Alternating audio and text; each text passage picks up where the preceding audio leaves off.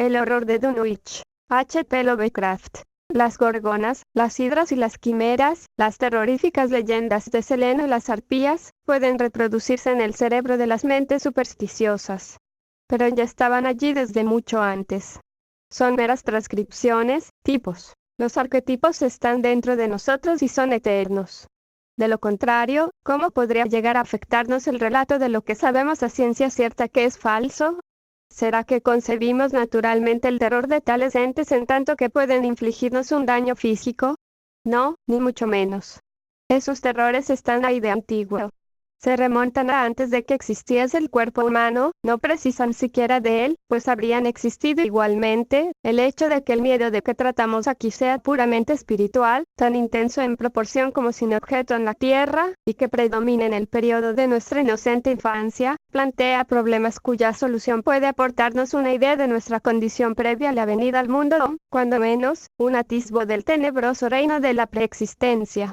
Charles Lamb, Witches and Alternate Affairs. Capítulo 1. Cuando el que viaja por el norte de la región central de Massachusetts se equivoca de dirección al llegar al cruce de la carretera de Aylesbury y nada más pasar de Ann's Corners, verá que se adentra en una extraña y apenas poblada comarca.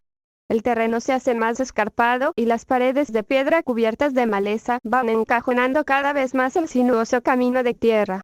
Los árboles de los bosques son allí de unas dimensiones excesivamente grandes, y la maleza, las zarzas y la hierba alcanzan una frondosidad rara vez vista en las regiones habitadas. Por el contrario, los campos cultivados son muy escasos y áridos, mientras que las pocas casas diseminadas a lo largo del camino presentan un sorprendente aspecto uniforme de decrepitud, suciedad y ruina. Sin saber exactamente por qué, uno no se atreve a preguntar nada a las arrugadas y solitarias figuras que, de cuando en cuando, se ve escrutar desde puertas medio derruidas o desde pendientes y rocosos prados. Esas gentes son tan silenciosas y hurañas que uno tiene la impresión de verse frente a un recóndito enigma del que más vale no intentar averiguar nada.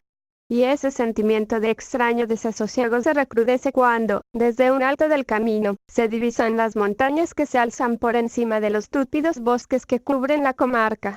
Las cumbres tienen una forma demasiado ovalada y simétrica como para pensar en una naturaleza pasible y normal, y a veces pueden verse recortados con singular nitidez contra el cielo unos extraños círculos formados por altas columnas de piedra que coronan la mayoría de las cimas montañosas. El camino se halla cortado por barrancos y gargantas de una profundidad incierta, y los toscos puentes de madera que los salvan no ofrecen excesivas garantías al viajero. Cuando el camino inicia el descenso, se atraviesan terrenos pantanosos que despiertan instintivamente una honda repulsión, y hasta llega a invadirle al viajero una sensación de miedo cuando, al ponerse el sol, invisibles chotacabras comienzan a lanzar estridentes chillidos, y las luciérnagas, en anormal profusión, se aprestan a danzar al ritmo bronco y atrozmente monótono de los risonocroar de los saipos.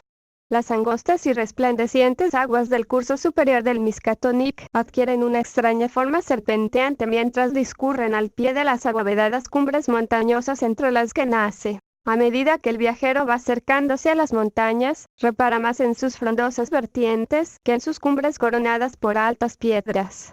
Las vertientes de aquellas montañas son tan escarpadas y sombrías que uno desearía que se mantuviesen a distancia, pero tiene que seguir adelante pues no hay camino que permita eludirlas.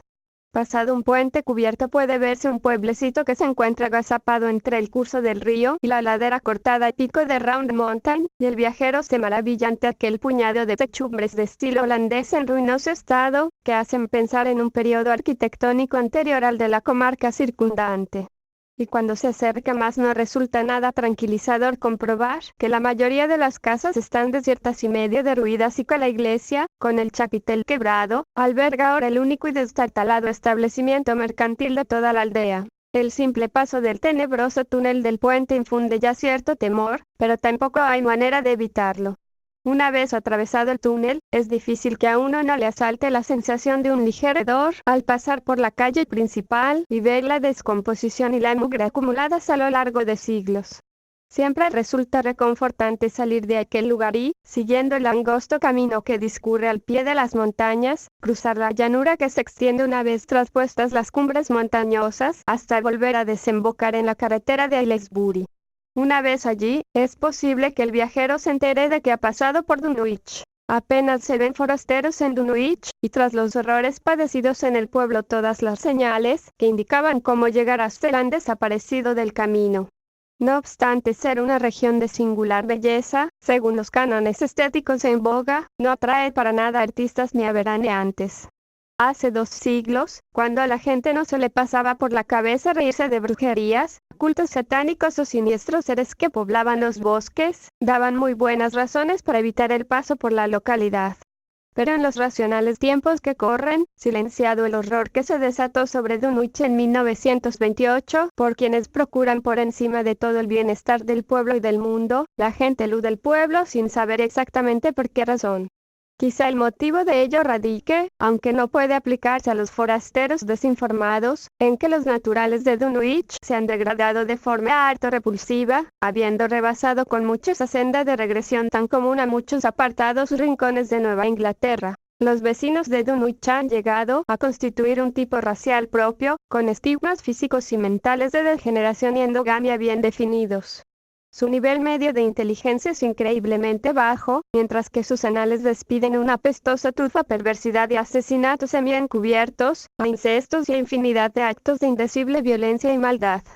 La aristocracia local, representada por los 2 o 3 linajes familiares que vinieron procedentes de Salem en 1692, ha logrado mantenerse algo por encima del nivel general de degeneración, aunque numerosas ramas de tales linajes acabaron por sumirse tanto entre la sórdida plebe que solo restan sus apellidos como recordatorio de origen de su desgracia. Algunos de los Wateley y de los Bishop siguen aún enviando a sus primogénitos Arbart y Miskatonic, pero los jóvenes que se van rara vez regresan a las semiderruidas techumbres de estilo holandés bajo las que tanto ellos como sus antepasados nacieron y crecieron. Nadie, ni siquiera quienes conocen los motivos por los que se desató el reciente horror, puede decir qué le ocurre a Dunwich, aunque las viejas leyendas aluden a idolátricos ritos y conclaves de los indios en los que invocaban misteriosas figuras provenientes de las grandes montañas rematadas en forma de bóveda, al tiempo que oficiaban salvajes rituales orgiásticos contestados por estridentes crujidos y fragores salidos del interior de las montañas.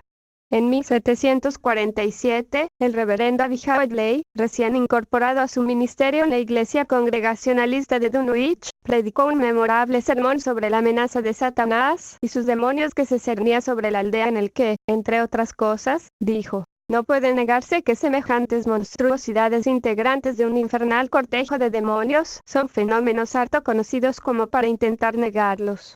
Las impías voces de Azazel y de Busrael, de Belzebú y de Belial, las oyen hoy saliendo de la tierra más de una veintena de testigos de toda confianza. Y hasta yo mismo, no hará más de 2 semanas, pude escuchar toda una locución de las potencias infernales detrás de mi casa. Los chirridos, redobles, quejidos, gritos y silbidos que allí se oían no podían proceder de nadie de este mundo, eran de esos sonidos que solo pueden salir de recónditas cimas, que únicamente a la magia negra le es dado descubrir y al diablo penetrar. No había pasado mucho tiempo desde la lectura de este sermón, cuando el reverendo Wadley desapareció sin que se supiera más de él, si bien sigue conservándose el texto del sermón, impreso en Springfield. No había año en que no se oyese y diese cuenta de estrepitosos fragores en el interior de las montañas, y aún hoy tales ruidos siguen sumiendo en la mayor perplejidad a geólogos y fisiógrafos. Otras tradiciones hacen referencia a fétidos olores en las inmediaciones de los círculos de rocosas columnas que coronan las cumbres montañosas y a entes etéreos cuya presencia puede detectarse difusamente a ciertas horas en el fondo de los grandes barrancos, mientras otras leyendas tratan de explicarlo todo en función del Devil's Hove Yard, una ladera totalmente baldía en la que no crecen ni árboles, ni matorrales ni hierba alguna. Por si fuera poco, los naturales del lugar tienen un miedo cerval a la algarabía que arma en las cálidas noches la legión de chotacabras que puebla la comarca. Afirman que tales pájaros son psicopompos, conductores de almas al reino de los muertos. N del T, que están al acecho de las almas de los muertos y que sincronizan al unísono sus pavorosos chirridos con la jadeante respiración del moribundo. Si consiguen atrapar el alma fugitiva en el momento en que abandona el cuerpo, se ponen a revolotear al instante y prorrumpen en diabólicas risotadas, pero si ven frustradas sus intenciones, se sumen poco a poco en el silencio. Claro está que dichas historias ya no se oyen y no hay quien crea en ellas, pues datan de tiempos muy antiguos. Dunwich es un pueblo increíblemente viejo, mucho más que cualquier otro en 30 millas a la redonda.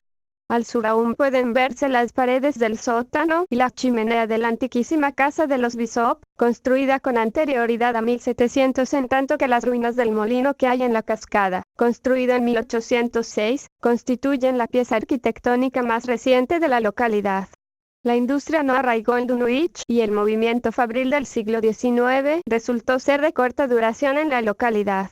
Con todo, lo más antiguo son las grandes circunferencias de columnas de piedra toscamente labradas que hay en las cumbres montañosas, pero esta obra se atribuye por lo general más a los indios que a los colonos. Restos de cráneos y huesos humanos, hallados en el interior de dichos círculos y en torno a la gran roca en forma de mesa de Sentinel Hill, apoyan la creencia de que tales lugares fueron en otras épocas enterramientos de los indios Pocumtuck, aun cuando numerosos etnólogos, obviando la práctica imposibilidad de tan disparatada teoría, siguen empeñados en creer que se trata de restos caucásicos. Capítulo segundo. Fue en el término municipal de Dunwich, en una granja grande y parcialmente deshabitada levantada sobre una ladera a 4 millas del pueblo y a una media de la casa más cercana, donde el domingo 2 de febrero de 1913, a las 5 de la mañana, nació Wilbur Whateley. La fecha se recuerda porque era el día de la Candelaria, que los vecinos de Dunwich curiosamente observan bajo otro nombre, y, además, por el fragor de los ruidos que se oyeron en la montaña y por el alboroto de los perros de la comarca que no cesaron de ladrar en toda la noche. También cabe hacer notar, aunque ello tenga menos importancia, que la madre de Wilbur pertenecía a la rama degradada de los Whateley. Era una albina de 35 años de edad, un tanto deforme y sin el menor atractivo, que vivía en compañía de su anciano y medio enloquecido padre, de quien durante su juventud corrieron los más espantosos rumores sobre actos de brujería. Lavinia Whateley no tenía marido conocido, pero siguiendo la costumbre de la comarca no hizo nada por repudiar al niño, y en cuanto a la paternidad del recién nacido la gente pudo, y así lo hizo, especular a su gusto. La madre estaba extrañamente orgullosa de aquella criatura de tez morena y facciones de chivo que tanto contrastaba con su enfermizo semblante y sus rosáceos ojos de albina, y cuentan que se la oyó susurrar multitud de extrañas profecías sobre las extraordinarias facultades de que estaba dotado el niño y el impresionante futuro que le aguardaba. Lavinia era muy capaz de decir tales cosas, pues de siempre había sido una criatura solitaria a quien encantaba correr por las montañas cuando se desataban atronadoras tormentas y que gustaba de leer los voluminosos y añejos libros que su padre había heredado tras 2 siglos de existencia de los Whateley, libros que empezaban a caerse a pedazos de puro viejos y apolillados. En su vida había ido a la escuela, pero sabía de memoria multitud de fragmentos inconexos de antiguas leyendas populares que el viejo Whateley le había enseñado. De siempre habían temido los vecinos de la localidad la solitaria granja a causa de la fama de brujo del viejo Whateley, y la inexplicable muerte violenta que sufrió su mujer cuando Lavinia apenas contaba 12 años no contribuyó en nada a hacer popular el lugar. Siempre solitaria y aislada en medio de extrañas influencias, Lavinia gustaba de entregarse a visiones alucinantes y grandiosas, a la vez que a singulares ocupaciones. Su tiempo libre apenas se veía reducido por los cuidados domésticos en una casa en que ni los menores principios de orden y limpieza se observaban desde hacía tiempo. La noche en que Wilbur nació pudo oírse un grito espantoso, que retumbó incluso por encima de los ruidos de la montaña y de los ladridos de los perros, pero, que se sepa, ni médico ni comadrona alguna estuvieron presentes en su llegada al mundo.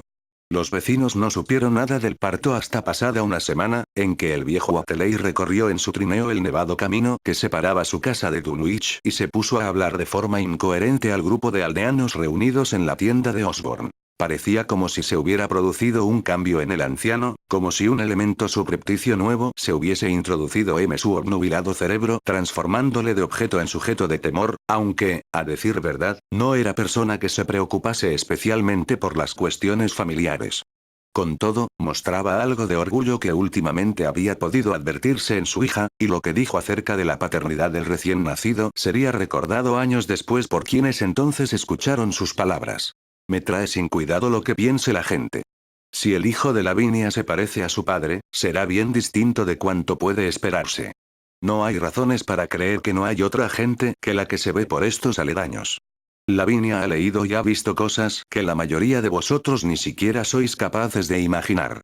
Espero que su hombre sea tan buen marido como el mejor que pueda encontrarse por esta parte de Aylesbury, y si supierais la mitad de cosas que yo sé no desearíais mejor casamiento por la iglesia ni aquí ni en ninguna otra parte. Escuchad bien esto que os digo. Algún día oiréis todos al hijo de Lavinia pronunciar el nombre de su padre en la cumbre de Sentinel Hill. Las únicas personas que vieron a Wilbur durante el primer mes de su vida fueron el viejo Zechariah Wateley, de la rama aún no degenerada de los Wateley, y Mamie Bishop, la mujer con quien vivía desde hacía años Earl Sawyer. La visita de Mamie obedeció a la pura curiosidad, y las historias que contó confirmaron sus observaciones, en tanto que Zachariah fue por allí a llevar un par de vacas de raza Alderney que el viejo Wateley le había comprado a su hijo Curtis. Dicha adquisición marcó el comienzo de una larga serie de compras de ganado vacuno por parte de la familia del pequeño Wilbur que no finalizaría hasta 1928, es decir, el año en que el horror se abatió sobre Dunwich, pero en ningún momento dio la impresión de que el destartalado establo de Wateley estuviese lleno hasta rebosar de ganado. A ello siguió un período en que la curiosidad de ciertos vecinos de Dunwich les llevó a subir a escondidas hasta los pastos y contar las cabezas de ganado que pacían precariamente en la empinada ladera justo por encima de la vieja granja, y jamás pudieron contar más de 10 o 12 anémicos y casi exangües ejemplares. Debía ser una plaga o enfermedad, originada quizá en los insalubres pastos o transmitida por algún hongo o madera contaminados del inmundo establo, lo que producía tan crecida mortalidad entre el ganado de Wateley. Extrañas heridas o llagas, semejantes a incisiones, parecían cebarse en las vacas que podían verse paciendo por aquellos contornos y una o dos veces en el curso de los primeros meses de la vida de Wilbur algunas personas que fueron a visitar a los Wateley creyeron ver llagas similares en la garganta del anciano canoso y sin afeitar y en la de su desaliñada y desgreñada hija Albina. En la primavera que siguió al nacimiento de Wilbur, Lavinia reanudó sus habituales correrías por las montañas, llevando en sus desproporcionados brazos a su criatura de tez oscura. La curiosidad de los aldeanos hacia los Wateley remitió tras ver al retoño, y a nadie se le ocurrió hacer el menor comentario sobre el portentoso desarrollo del recién nacido, visible de un día para otro. La realidad es que Wilbur crecía a un ritmo impresionante, pues a los 3 meses había alcanzado ya una talla y fuerza muscular que raramente se observa en niños menores de 1 año.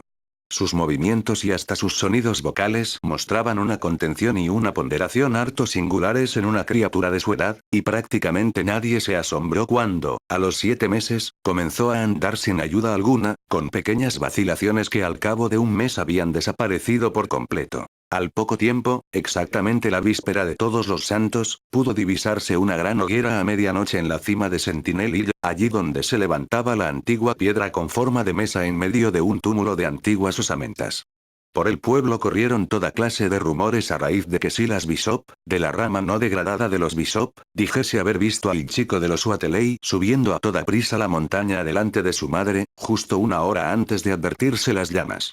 Silas andaba buscando un ternero extraviado, pero casi olvidó la misión que le había llevado allá al divisar fugazmente, a la luz del farol que portaba, a las 2 figuras que corrían montaña arriba. Madre e hijo se deslizaban sigilosamente por entre la maleza, y Silas, que no salía de su asombro, creyó ver que iban enteramente desnudos.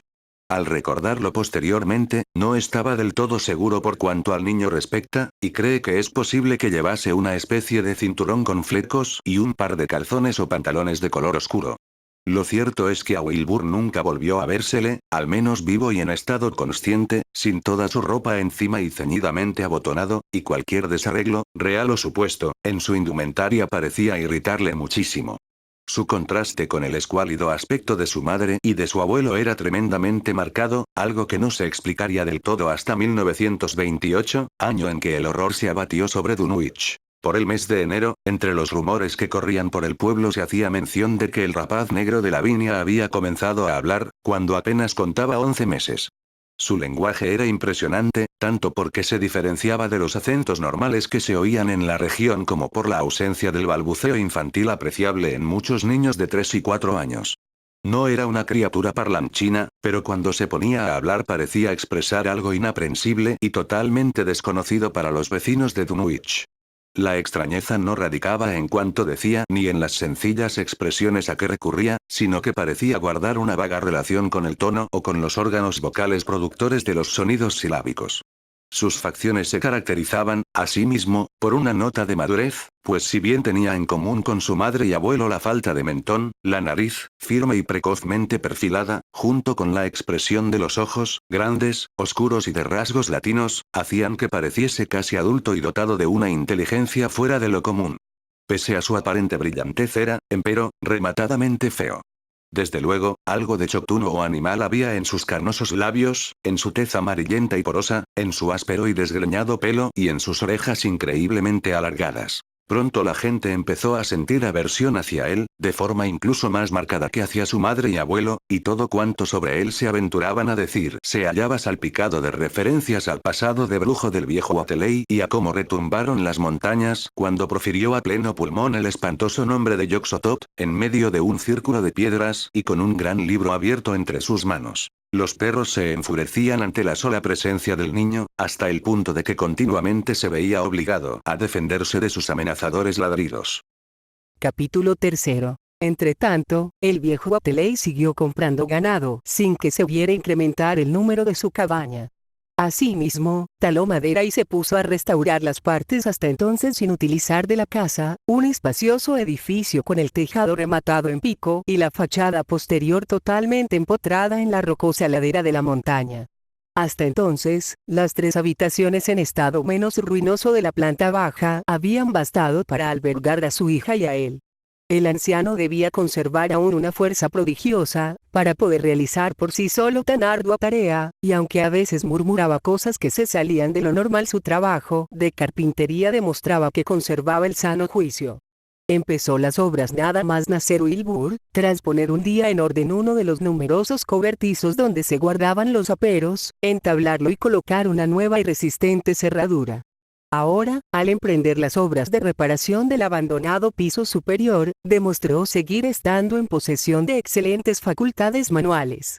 Su manía se reflejaba tan solo en un afán por tapar herméticamente con tablones todas las ventanas del ala restaurada, aunque a juicio de muchos el mero hecho de intentar repararla ya era una locura. Ya se explicaba mejor que quisiese acondicionar otra habitación en la planta baja para el nieto recién nacido, habitación esta que varios visitantes pudieron ver, si bien nadie logró jamás acceder a la planta superior herméticamente cerrada por gruesos tablones de madera. Revistió toda la habitación del nieto con sólidas estanterías hasta el techo, sobre las cuales fue colocando, poco a poco y en orden aparentemente cuidadoso, los antiguos volúmenes apolillados y los fragmentos sueltos de libros, que hasta entonces habían estado amontonados de mala manera en los más insólitos rincones de la casa. Me han sido muy útiles, decía Wateley mientras trataba de pegar una página suelta de caracteres góticos con una cola preparada en el herrumbroso horno de la cocina, pero estoy seguro de que el chico sabrá sacar mejor provecho de ellos. Quiero que estén en las mejores condiciones posibles, pues todos van a servirle para su educación. Cuando Wilbur contaba 1 año y 7 meses, esto es, en septiembre de 1914, su estatura y, en general, las cosas que hacía se salían por completo de lo normal.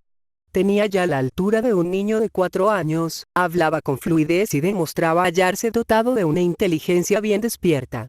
Andaba solo por los campos y empinadas laderas, y acompañaba a su madre en sus correrías por la montaña. Cuando estaba en casa, no cesaba de escudriñar los extraños grabados y cuadros que encerraban los libros de su abuelo, mientras el viejo Wateley le instruía y catequizaba en medio del silencio reinante de muchas largas e interminables tardes. Para entonces ya habían concluido las obras de la casa, y quienes tuvieron ocasión de verlas se preguntaban por qué habría transformado el viejo Wateley una de las ventanas del piso superior en una maciza puerta entablada. Se trataba de la última ventana abuhardillada en la fachada posterior orientada a poniente, pegada a la ladera montañosa, y nadie se hacía la menor idea de por qué habría construido una sólida rampa de madera para subir hasta ella.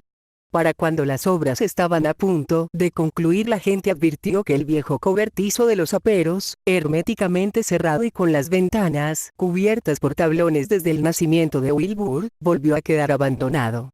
La puerta estaba siempre abierta de par en par, y cuando Earl Sawyer un día se adentró en su interior, con ocasión de una visita al viejo Wateley relacionada con la venta de ganado, se extrañó enormemente del apestoso olor que se respiraba en el cobertizo. Un hedor, según diría posteriormente, que no guardaba parecido con nada conocido salvo con el olor que se percibía en las inmediaciones de los círculos indios de la montaña, y que no podía provenir de nada sano ni de esta tierra. Pero también es cierto que las casas y cobertizos de los vecinos de Dunwich nunca se caracterizaron precisamente por sus buenos olores. No hay nada digno de destacar en los meses que siguieron, salvo que todo el mundo juraba percibir un ligero pero constante aumento de los misteriosos ruidos que salían de la montaña. La víspera del 1 de mayo de 1915, se dejaron sentir tales temblores de tierra que hasta los vecinos de Aylesbury pudieron percibirlos, y unos meses después, en la víspera de Todos los Santos, se produjo un fragor subterráneo asombrosamente sincronizado con una serie de llamaradas. Ya están otra vez los Atterley con sus brujerías, decían los vecinos de Dunwich, en la cima de Sentinel Hill. Wilbur seguía creciendo a un ritmo prodigioso, hasta el punto de que al cumplir 4 años parecía como si tuviera ya 10. Leía ávidamente, sin ayuda alguna, pero se había vuelto mucho más reservado. Su semblante denotaba un natural taciturno, y por vez primera la gente empezó a hablar del incipiente aspecto demoníaco de sus facciones de chivo.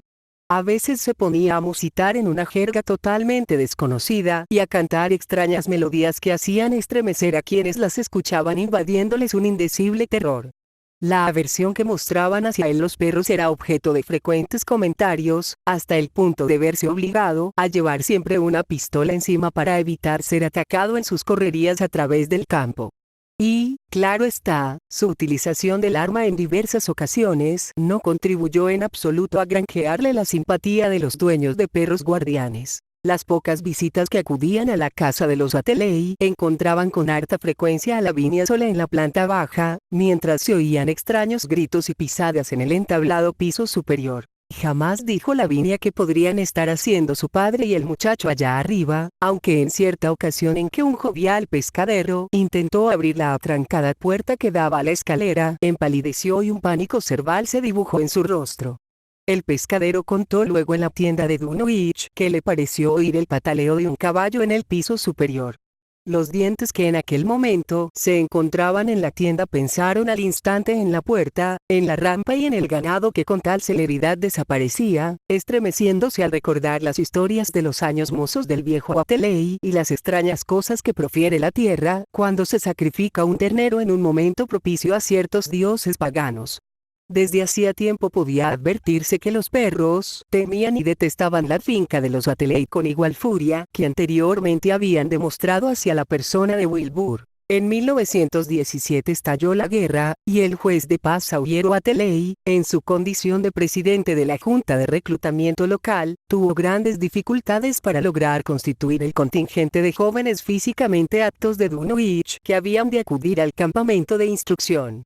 El gobierno, alarmado ante los síntomas de degradación de los habitantes de la comarca, envió varios funcionarios y especialistas médicos para que investigaran las causas, los cuales llevaron a cabo una encuesta que aún recuerdan los lectores de diarios de Nueva Inglaterra. La publicidad que se dio en torno a la investigación puso a algunos periodistas sobre la pista de los Atterley, y llevó a las ediciones dominicales del Boston Globe y del Arkham Advertiser a publicar artículos sensacionalistas sobre la precocidad de Wilbur, la magia negra del viejo Atterley, las estanterías repletas de extraños volúmenes, el segundo piso herméticamente cerrado de la antigua granja, el misterio que rodeaba a la comarca entera y los ruidos que se oían en la montaña. Wilbur contaba por entonces 4 años y medio, pero tenía todo el aspecto de un muchacho de 15.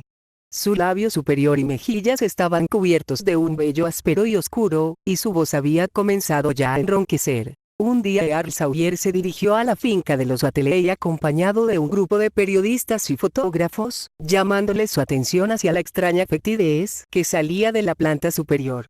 Según dijo, era exactamente igual que el olor reinante en el abandonado cobertizo, donde se guardaban los aperos una vez finalizadas las obras de reconstrucción, y muy semejante a los débiles olores que creyó percibir a veces en las proximidades del círculo de piedra de la montaña.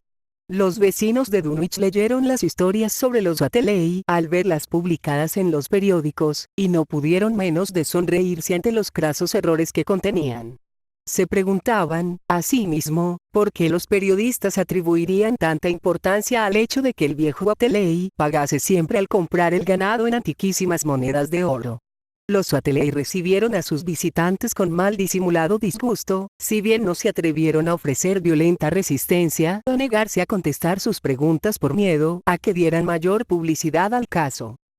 Capítulo 4. Durante toda una década la historia de los Watelei se mezcló inextricablemente con la existencia general de una comunidad patológicamente enfermiza que se hallaba acostumbrada a su extraña conducta y se había vuelto insensible a sus orgiásticas celebraciones de la víspera de mayo y de todos los santos. 2 veces al año los Watelei encendían hogueras en la cima de Sentinel Hill, y en tales fechas el fragor de la montaña se reproducía con violencia cada vez más inusitada. Y tampoco era raro que tuviesen lugar acontecimientos extraños y portentosos en su solitaria granja en cualquier otra fecha del año. Con el tiempo, los visitantes afirmaron oír ruidos en la cerrada planta alta, incluso en momentos en que todos los miembros de la familia estaban abajo, y se preguntaron a qué ritmo solían sacrificar los Watelei una vaca o un ternero.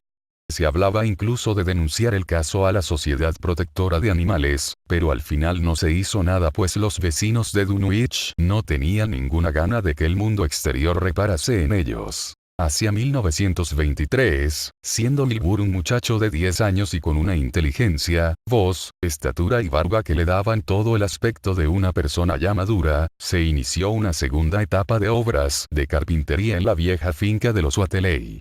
Las obras tenían lugar en la cerrada planta superior, y por los trozos de madera sobrante que se veían por el suelo la gente dedujo que el joven y el abuelo habían tirado todos los tabiques y hasta levantado la tarima del piso, dejando solo un gran espacio abierto entre la planta baja y el tejado rematado en pico. Asimismo habían demolido la gran chimenea central e instalado en el herrumbroso espacio que quedó al descubierto una endeble cañería de hojalata con salida al exterior. En la primavera que siguió a las obras el viejo Watelei advirtió el crecido número de chotacabras que, procedentes del barranco de Cold Spring, acudían por las noches a chillar bajo su ventana. Watelei atribuyó a la presencia de tales pájaros un significado especial y un día dijo en la tienda de Osborne que creía cercano su fin. Ahora chirrían al ritmo de mi respiración, dijo, así que deben estar ya al acecho para lanzarse sobre mi alma. Saben que pronto va a abandonarme y no quieren dejarla escapar. Cuando haya muerto sabréis si lo consiguieron o no. Caso de conseguirlo, no cesarán de chirriar y proferir risotadas hasta el amanecer, de lo contrario se callarán.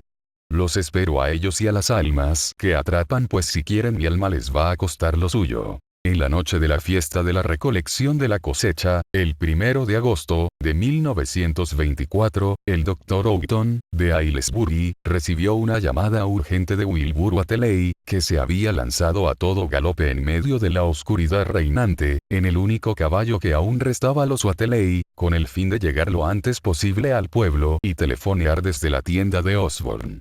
El Dr. Houghton encontró al viejo Watelei en estado agonizante, con un ritmo cardíaco y una respiración estertórea que presagiaban un final inminente.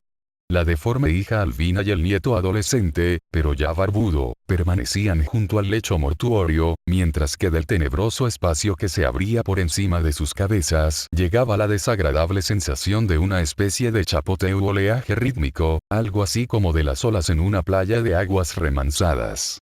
Con todo, lo que más le molestaba al médico era el ensordecedor griterío que armaban las aves nocturnas que revoloteaban en torno a la casa. Una verdadera legión de chotacabras que chirriaba su monótono mensaje diabólicamente sincronizado con los entrecortados estertores del agonizante anciano. Aquello sobrepasaba decididamente lo siniestro y lo monstruoso, pensó el Dr. Houghton, que al igual que el resto de los vecinos de la comarca, había acudido de muy mala gana a la casa de los Watelei en respuesta a la llamada urgente que se le había hecho. Hacia la 1 de la noche el viejo Watelei recobró la conciencia y, al tiempo que cesaban sus estertores, balbuceó algunas entrecortadas palabras a su nieto. Más espacio, Willy, necesita más espacio y cuanto antes. Tú creces, pero eso aún crece más deprisa. Pronto te servirá, hijo. Abre las puertas de par en par a Yog-Sothoth, salmodiando el largo canto que encontrarás en la página 75L de la edición completa, y luego préndele fuego a la prisión. El fuego de la tierra no puede quemarlo. No había duda, el viejo Watelei estaba loco de remate. Tras una pausa durante la cual la bandada de chotacabras que había afuera sincronizó sus chirridos al nuevo ritmo jadeante de la respiración del anciano y pudieron oírse extraños ruidos que venían de algún remoto lugar en las montañas, aún tuvo fuerzas para pronunciar una o dos frases más. No dejes de alimentarlo, Will, y ten presente la cantidad en todo momento. Pero no dejes que crezca demasiado deprisa para el lugar, pues si revienta en pedazos o sale antes de que abras a Yog-Sothoth, no habrán servido de nada todos los esfuerzos.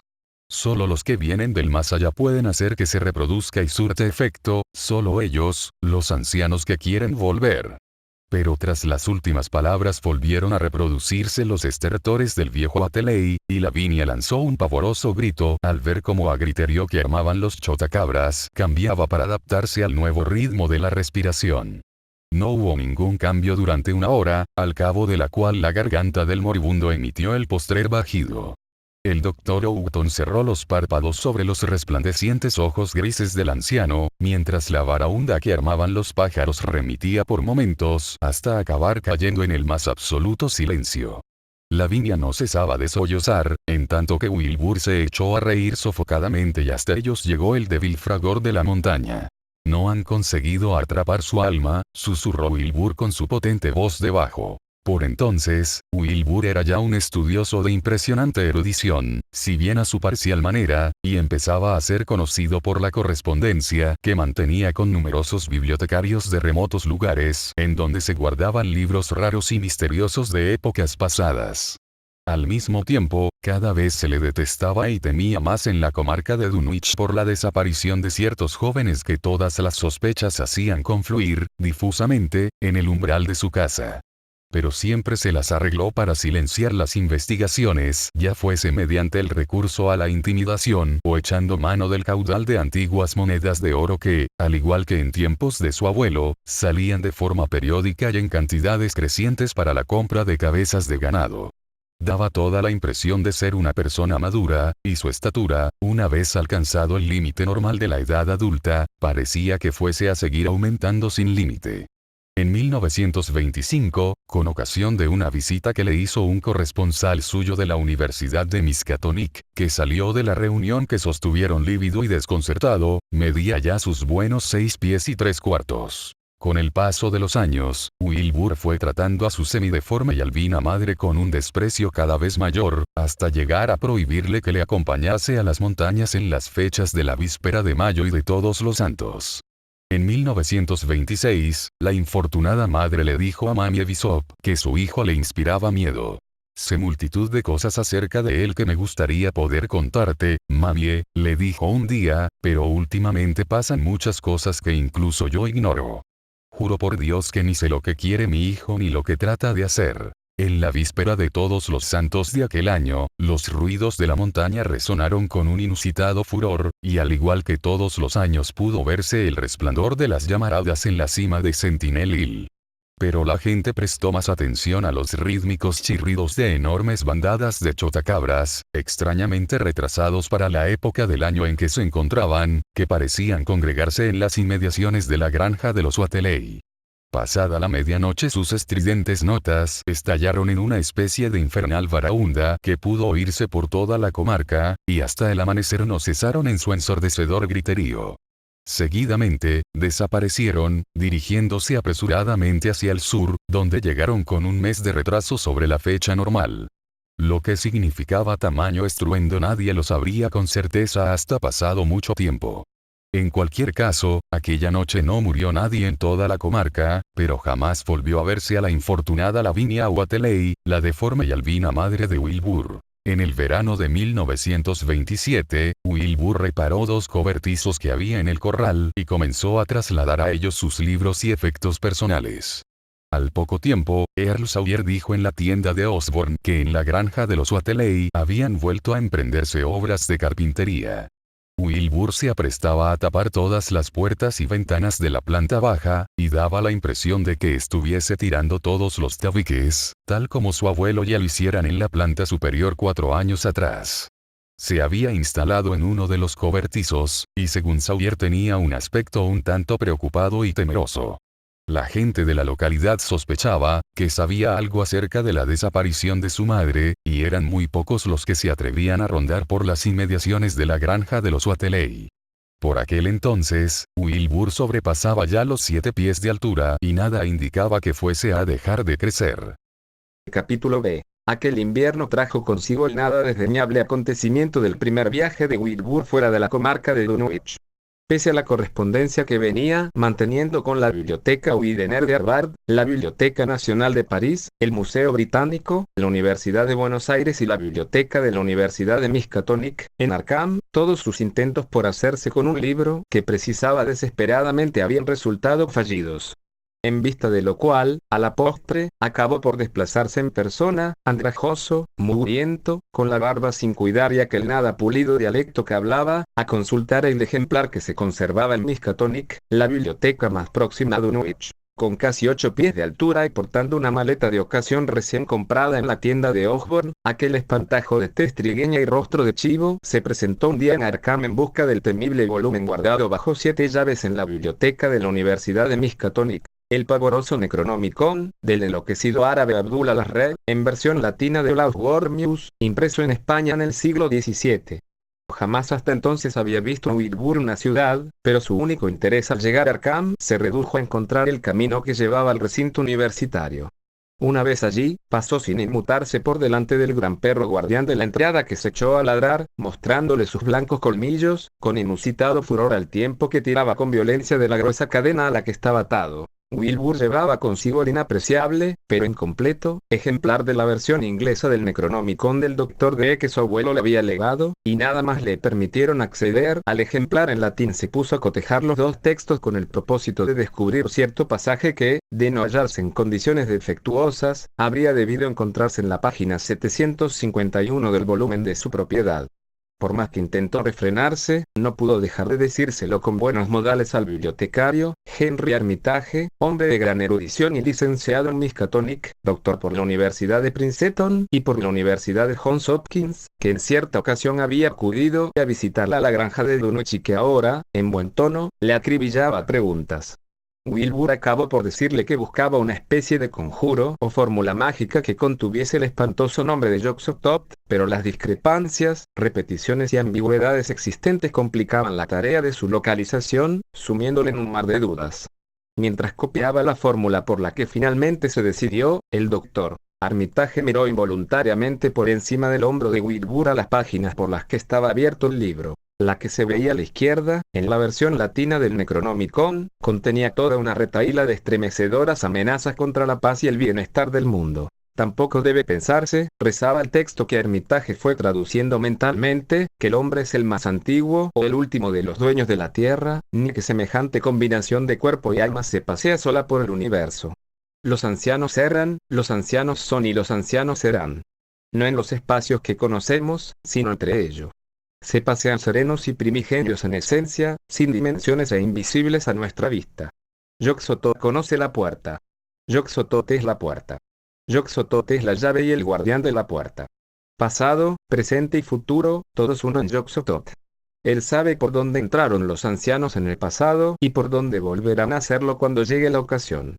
Él sabe qué regiones de la tierra hallaron, donde siguen hoy hollando y por qué nadie puede verlos en su avance. Los hombres perciben a veces su presencia por el olor que despiden, pero ningún ser humano puede ver su semblante, salvo únicamente a través de las facciones de los hombres engendrados por ellos, y son de las más diversas especies, difiriendo en apariencia desde la mismísima imagen del hombre hasta esas figuras invisibles o sin sustancia que son ellos. Se pasean inadvertidos y pestilentes por los solitarios lugares donde se pronunciaron las palabras y se profirieron los rituales en su debido momento. Sus voces hacen tremolar el viento y sus conciencias trepidar la tierra.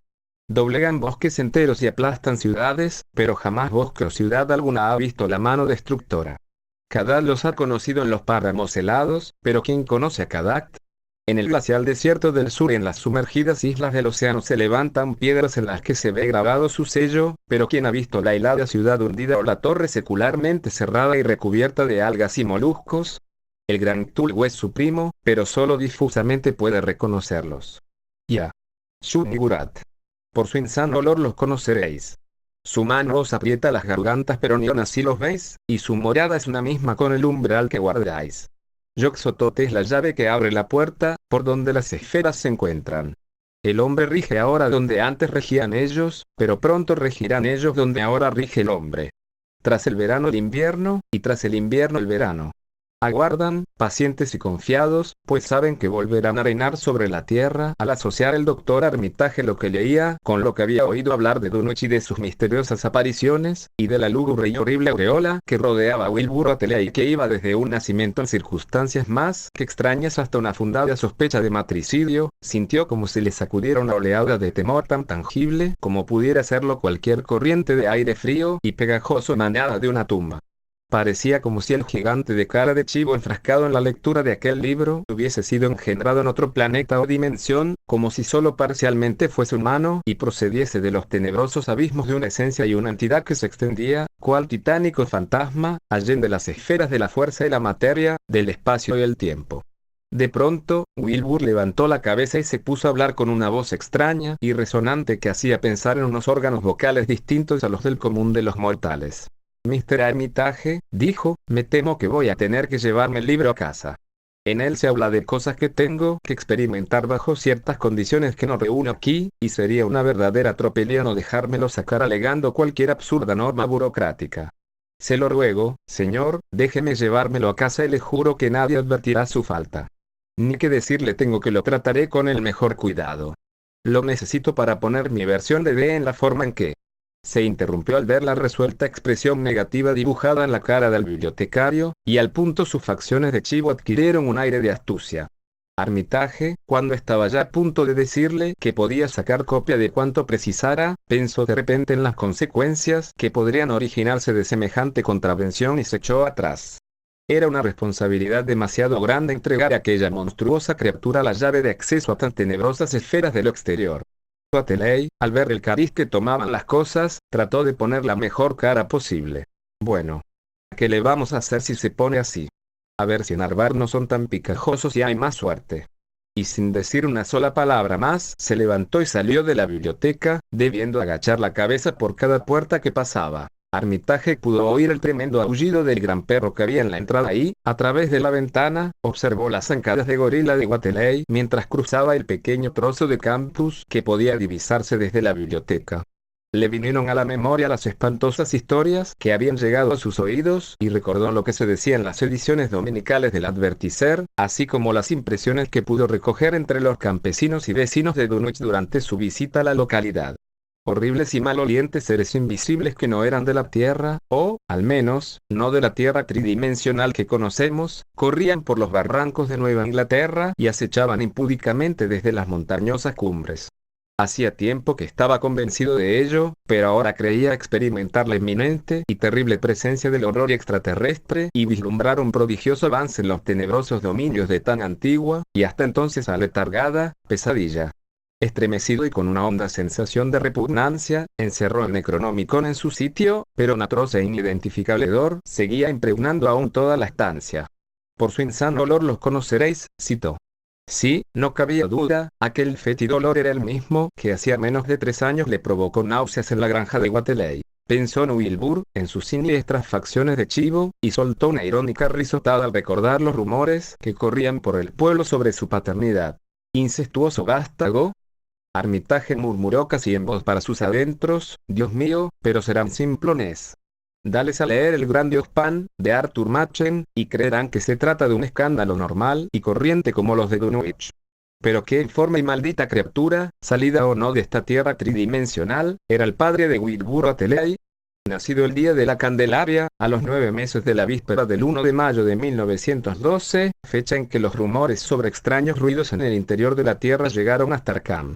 ¿Qué pasaba en las montañas aquella noche de mayo? ¿Qué horror engendrado el día de la invención de la cruz se había abatido sobre el mundo en forma de carne y huesos semihumanos? Durante las semanas que siguieron, Armitage estuvo recogiendo toda la información que pudo encontrar sobre Wilbur Ateley y aquellos misteriosos seres que poblaban la comarca de Dunwich. Se puso en contacto con el Dr. Houghton, de Aylesbury, que había asistido al viejo Ateley en su postrera agonía, y estuvo meditando detenidamente sobre las últimas palabras que pronunció, tal como las recordaba el médico. Una nueva visita a Dunwich apenas reportó fruto alguno. No obstante, un detenido examen del Necronomicon, en concreto, de las páginas que con tanta avidez había buscado Wilbur, pareció aportar nuevas y terribles pistas sobre la naturaleza, métodos y apetitos del extraño y maligno ser cuya amenaza se cernía difusamente sobre la tierra.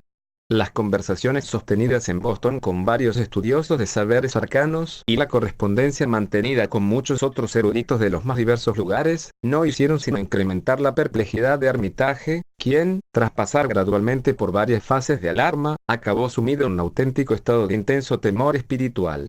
A medida que se acercaba el verano creía cada vez más que debía hacerse algo para interrumpir la escalada de terror que asolaba los valles regados por el curso superior del Miskatonic e indagar quién era el monstruoso ser conocido entre los humanos por el nombre de Wilbur Ateley. Capítulo 6.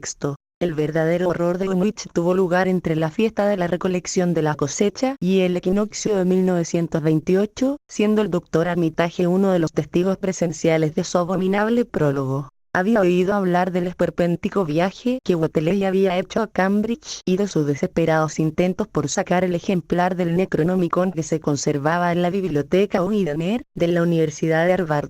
Pero todos sus esfuerzos fueron vanos, pues Armitage había puesto en estado de alerta a todos los bibliotecarios que tenían a su cargo la custodia de un ejemplar del arcano volumen. Wilbur se había mostrado asombrosamente nervioso en Cambridge. Estaba ansioso por conseguir el libro y no menos por regresar a casa, como si temiera las consecuencias de una larga ausencia. A primeros de agosto se produjo el cuasi esperado acontecimiento.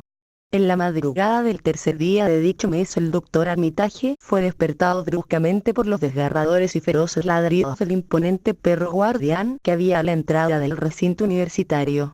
Los estridentes y terribles gruñidos alternaban con desgarradores aullidos y ladridos, como si el perro se hubiese vuelto rabioso. Los ruidos iban en continuo aumento, pero entrecortados, dejando entre sí pausas terriblemente significativas. Al poco, se oyó un pavoroso grito de una garganta totalmente desconocida, un grito que despertó a no menos de la mitad de cuantos dormían aquellas horas en Arkham y que en lo sucesivo les asaltaría continuamente en sus sueños, un grito que no podía proceder de ningún ser nacido en la tierra o morador de ella. Armitage se puso rápidamente algo de ropa por encima y echó a correr por los paseos y jardines hasta llegar a los edificios universitarios, donde pudo ver que otros se le habían adelantado.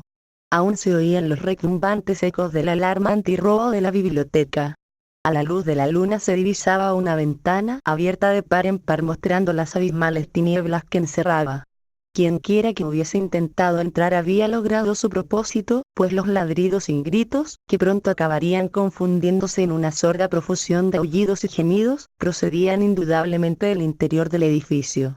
Un sexto sentido le hizo entrever a Armitage que cuanto allí sucedía no era algo que pudieran contemplar ojos sensibles y, con gesto autoritario, mandó retroceder a la muchedumbre allí congregada al tiempo que abría la puerta del vestíbulo. Entre los allí reunidos vio al profesor Warren Rice y al doctor Francis Morgan, a quienes tiempo atrás había hecho partícipes de algunas de sus conjeturas y temores, y con la mano les hizo una señal para que le siguiesen al interior. Los sonidos que de allí salían habían remitido casi por completo, salvo los monótonos gruñidos del perro. Pero Armitage dio un brusco y respingo al advertir entre la maleza un ruidoso coro de chotacabras que había comenzado a entonar sus endiabladamente rítmicos chirridos, como si marchasen al unísono con los últimos estertores de un ser agonizante. En el edificio entero reinaba un insoportable hedor que le resultaba harto familiar a Armitage, quien, en compañía de los dos profesores, se lanzó corriendo por el vestíbulo hasta llegar a la salita de lectura de temas genealógicos, de donde salían los sordos gemidos. Por espacio de unos segundos, nadie se atrevió a encender la luz, hasta que Armitage, armándose de valor, dio al interruptor. Uno de los tres hombres, cuál, no se sabe, profirió un estridente alarido ante lo que se veía tendido en el suelo entre un revoltijo de mesas y sillas volcadas. El profesor Rice afirma que durante unos instantes perdió el sentido, si bien sus piernas no flaquearon ni llegó a caerse al suelo. En el suelo, encima de un fétido charco de líquido purulento entre amarillento y verdoso y de una viscosidad bituminosa, medio recostado yacía un ser de casi 9 pies de estatura, al que el perro había desgarrado toda la ropa y algunos trozos de la piel. Aún no había muerto. Se retorcía en medio de silenciosos espasmos, al tiempo que su pecho jadeaba al abominable compás de los estridentes chirridos de las chotacabras que, expectantes, oteaban desde fuera de la sala. Esparcidos por toda la estancia podían verse trozos de piel de zapato y jirones de ropa, y junto a la ventana se veía una mochila de lona vacía que debió arrojar allí aquel gigantesco ser. Junto al pupitre central había un revólver en el suelo, con un cartucho percutado pero sin pólvora, que posteriormente serviría para explicar por qué no había sido disparado. No obstante, aquel ser que yacía en el suelo eclipsó un momento cualquier otra imagen que pudiera ver en la estancia. Sería harto trillado y no del todo cierto decir que ninguna pluma humana podría describirlo, pero ya sería menos erróneo decir que no podría visualizarse gráficamente por nadie cuyas ideas acerca de la fisonomía y el perfil en general estuviesen demasiado pegadas a las formas de vida existentes en nuestro planeta y a las 3 dimensiones conocidas. No cabía duda de que en parte se trataba de una criatura humana, con manos y cabeza de hombre, en tanto su rostro chotuno y sin mentón llevaba el inconfundible sello de los Watelei. Pero el torso y las extremidades inferiores tenían una forma teratológicamente monstruosa. Solo gracias a una holgada indumentaria pudo aquel ser andar sobre la tierra sin ser molestado o erradicado de su superficie. Por encima de la cintura era un ser cuasi antropomórfico, aunque el pecho, sobre el que aún se hallaban posadas las desgarradoras patas del perro, tenía el correoso y reticulado pellejo de un cocodrilo o un lagarto. La espalda tenía un color moteado, entre amarillo y negro, y recordaba vagamente la escamosa piel de ciertas especies de serpientes. Pero, con diferencia, lo más monstruoso de todo el cuerpo era la parte inferior. A partir de la cintura desaparecía toda semejanza con el cuerpo humano y comenzaba la más desenfrenada fantasía que cabe imaginarse. La piel estaba recubierta de un frondoso y áspero pelaje negro, y del abdomen brotaban un montón de largos tentáculos, entre grises y verdosos, de los que sobresalían flácidamente unas ventosas rojas que hacían las veces de boca. Su disposición era de lo más extraño y parecía seguir las simetrías de alguna geometría cósmica desconocida en la Tierra e incluso en el sistema solar. En cada cadera, hundido en una especie de rosácea y ciliada órbita, se alojaba lo que parecía ser un rudimentario ojo, mientras que en el lugar donde suele estar el rabo le colgaba algo que tenía todo el aspecto de una trompa o tentáculo, con marcas anulares violetas, y múltiples muestras de tratarse de una boca o garganta sin desarrollar. Las piernas, salvo por el pelaje negro que las cubría, guardaban cierto parecido con las extremidades de los gigantescos saurios que poblaban la tierra en los tiempos prehistóricos, y terminaban en unas carnosidades surcadas de venas que ni eran pezuñas ni garras. Cuando respiraba, el rabo y los tentáculos mudaban rítmicamente de color, como si obedecieran a alguna causa circulatoria característica de su verdoso tinte no humano, mientras que el rabo tenía un color amarillento que alternaba con otro blanco grisáceo, de repugnante aspecto, en los espacios que quedaban entre los anillos de color violeta.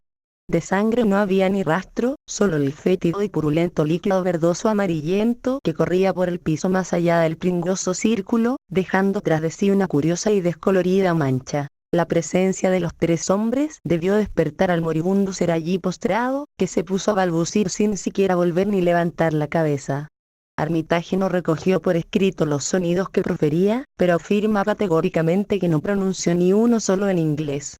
Al principio las sílabas desafiaban toda posible comparación con ningún lenguaje conocido de la Tierra, pero ya hacia el final articuló unos incoherentes fragmentos que, evidentemente, procedían del Necronomicon, el abominable libro cuya búsqueda iba a costarle la muerte. Los fragmentos, tal como los recuerda Armitage, rezaban así poco más o menos: Ngai, Ngagara, Bukshogovia. Yoxotot, Yoxotot, desvaneciéndose su voz en el aire mientras las chotacabras chirriaban en crescendo rítmico de malsana expectación. Luego, se interrumpieron los jaureos y el perro alzó la cabeza, emitiendo un prolongado y lúgubre aullido. Un cambio se produjo en la faz amarillenta y chotuna de aquel ser postrado en el suelo al tiempo que sus grandes ojos negros se hundían pasmosamente en sus cavidades. Al otro lado de la ventana, cesó de repente el griterío que armaban los chotacabras, y por encima de los murmullos de la muchedumbre allí congregada, se oyó un frenético zumbido y revoloteo. Recortadas contra el trasfondo de la luna, podían verse grandes nubes de alados vigías expectantes que alzaban el vuelo y huían de la vista, espantados solo de ver la presa sobre la que se disponían a lanzarse. De pronto, el perro dio un brusco y respingo, lanzó un aterrador ladrido y se arrojó precipitadamente por la ventana por la que había entrado. Un alarido salió de la expectante multitud, mientras Armitage decía a gritos a los hombres que aguardaban afuera que en tanto llegase la policía o el forense no podrían entrar en la sala. Afortunadamente, las ventanas eran lo suficientemente altas como para que nadie pudiera asomarse. Para mayor seguridad, echó las oscuras cortinas con sumo cuidado. Entretanto, llegaron dos policías, y el doctor Morgan, que salió a su encuentro al vestíbulo, les instó a que, por su propio bien, aguardasen a entrar en la hedionda sala de lecturas hasta que llegara el forense y pudiera cubrirse el cuerpo del ser allí postrado. Mientras esto ocurría, unos cambios realmente espantosos tenían lugar en aquella gigantesca criatura. No se precisa describir la clase y proporción de encogimiento y desintegración que se desarrollaba ante los ojos de Armitage y Rice, pero puede decirse que, aparte la apariencia externa de cara y manos, el elemento auténticamente humano de Wilbur Oteley era mínimo. Cuando llegó el forense, solo quedaba una masa blancuzca y viscosa sobre el entarimado suelo, en tanto que el fétido olor casi había desaparecido por completo.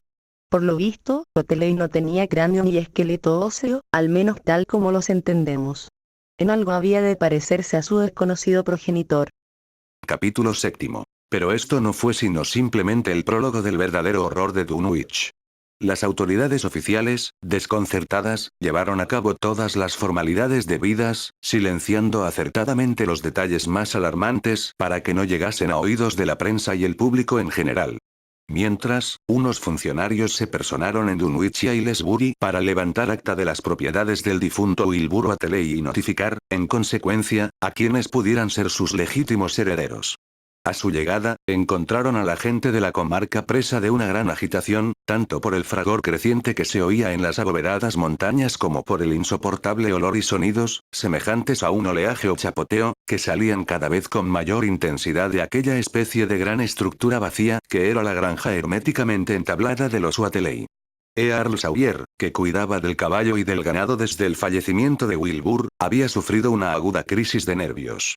Los funcionarios hallaron enseguida una disculpa para que nadie entrase en el hediondo y cerrado edificio, limitándose a girar una rápida inspección a los aposentos que habitaba el difunto, es decir, a los cobertizos que Wilbur había acondicionado en fecha reciente. Redactaron un voluminoso informe que elevaron al juzgado de Aylesbury y, según parece, los pleitos sobre el destino de la herencia siguen aún sin resolverse entre los innumerables Oteley, tanto de la rama degenerada como de la sin degenerar, que viven en el valle regado por el curso superior del Miskatonic. Un casi interminable manuscrito redactado en extraños caracteres en un gran libro mayor, y que daba toda la impresión de una especie de diario por las separaciones existentes y las variaciones de tinta y caligrafía, desconcertó por completo a quienes lo encontraron en el viejo escritorio que hacía las veces de mesa de trabajo de Wilbur. Tras una semana de debates se decidió enviarlo a la Universidad de Miskatonic, junto con la colección de libros sobre saberes arcanos del difunto, para su estudio y eventual traducción. Pero al poco tiempo hasta los mejores lingüistas comprendieron que no iba a ser tarea fácil descifrarlo. No se encontró, en cambio, la menor huella del antiguo oro con el que Wilbur y el viejo Oteley solían pagar sus deudas. El horror se desató en el transcurso de la noche del 9 de septiembre. Los ruidos de la montaña habían sido muy intensos aquella tarde y los perros ladraron con fenomenal estrépito durante toda la noche. Quienes madrugaron el día 10 advirtieron un peculiar hedor en la atmósfera.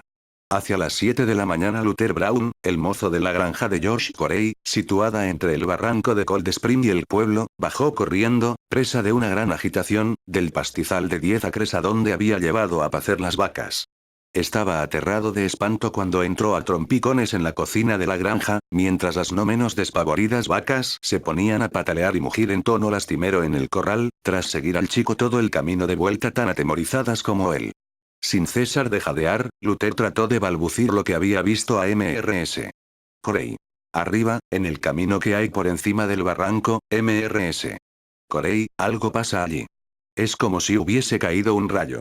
Todos los matorrales y arbolillos del camino han sido segados como si toda una casa les hubiera pasado por encima. Y eso no es lo peor que hay huellas en el camino, Mrs. Corey. Tremendas huellas circulares tan grandes como la tapa de un tonel, y muy hundidas en la tierra, como si hubiese pasado un elefante por allí. Solo que las huellas tendrán más de 4 pies. Miré de cerca una o dos antes de salir corriendo y pude ver que todas estaban cubiertas por unas líneas que salían del mismo lugar, en abanico, como si fuesen grandes hojas de palmera, solo que 2 o 3 veces más grandes incrustadas en el camino. Y el olor era irresistible, igual que el que se respira cerca de la vieja casa de Wateley. Al llegar aquí el muchacho titubeó y parecía como si el miedo que le había hecho venir corriendo todo el camino se apoderase de él de nuevo. Mrs. Corey, a la vista de que no podía sonsacarle más detalles, se puso a telefonear a los vecinos, con lo que empezó a cundir el pánico, anticipo de nuevos y mayores horrores, por toda la comarca. Cuando llamó a Sally Sawyer, ama de llaves en la granja de Seth Bishop, la finca más próxima a la de los Wateley, le tocó escuchar en lugar de hablar, pues el hijo de Sally, Chauncey, que no podía dormir, había subido por la ladera en dirección a la casa de los Wateley y bajó corriendo a toda prisa aterrado de espanto, tras echar una mirada a la granja y al pastizal donde habían pasado la noche las vacas de los Bishop. Sí, Mrs. Corey, dijo Sally con voz trémula desde el otro lado del hilo telefónico, Chauncey acaba de regresar despavorido, y casi no podía ni hablar del miedo que traía. Dice que la casa entera del viejo Wateley ha volado por los aires y que hay un montón de restos de madera desperdigados por el suelo, como si hubiese una carga de dinamita en su interior. Apenas queda otra cosa que el suelo de la planta baja, pero está enteramente cubierto por una especie de sustancia viscosa que huele horriblemente y corre por el suelo hasta donde están los trozos de madera desparramados.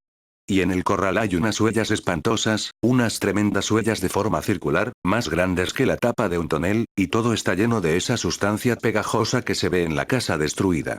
Chauncey dice que el reguero llega hasta el pastizal, donde hay una franja de tierra mucho más grande que un establo totalmente aplastada y que por todos los sitios se ven vallas de piedra caídas por el suelo. Chauncey dice, Mrs.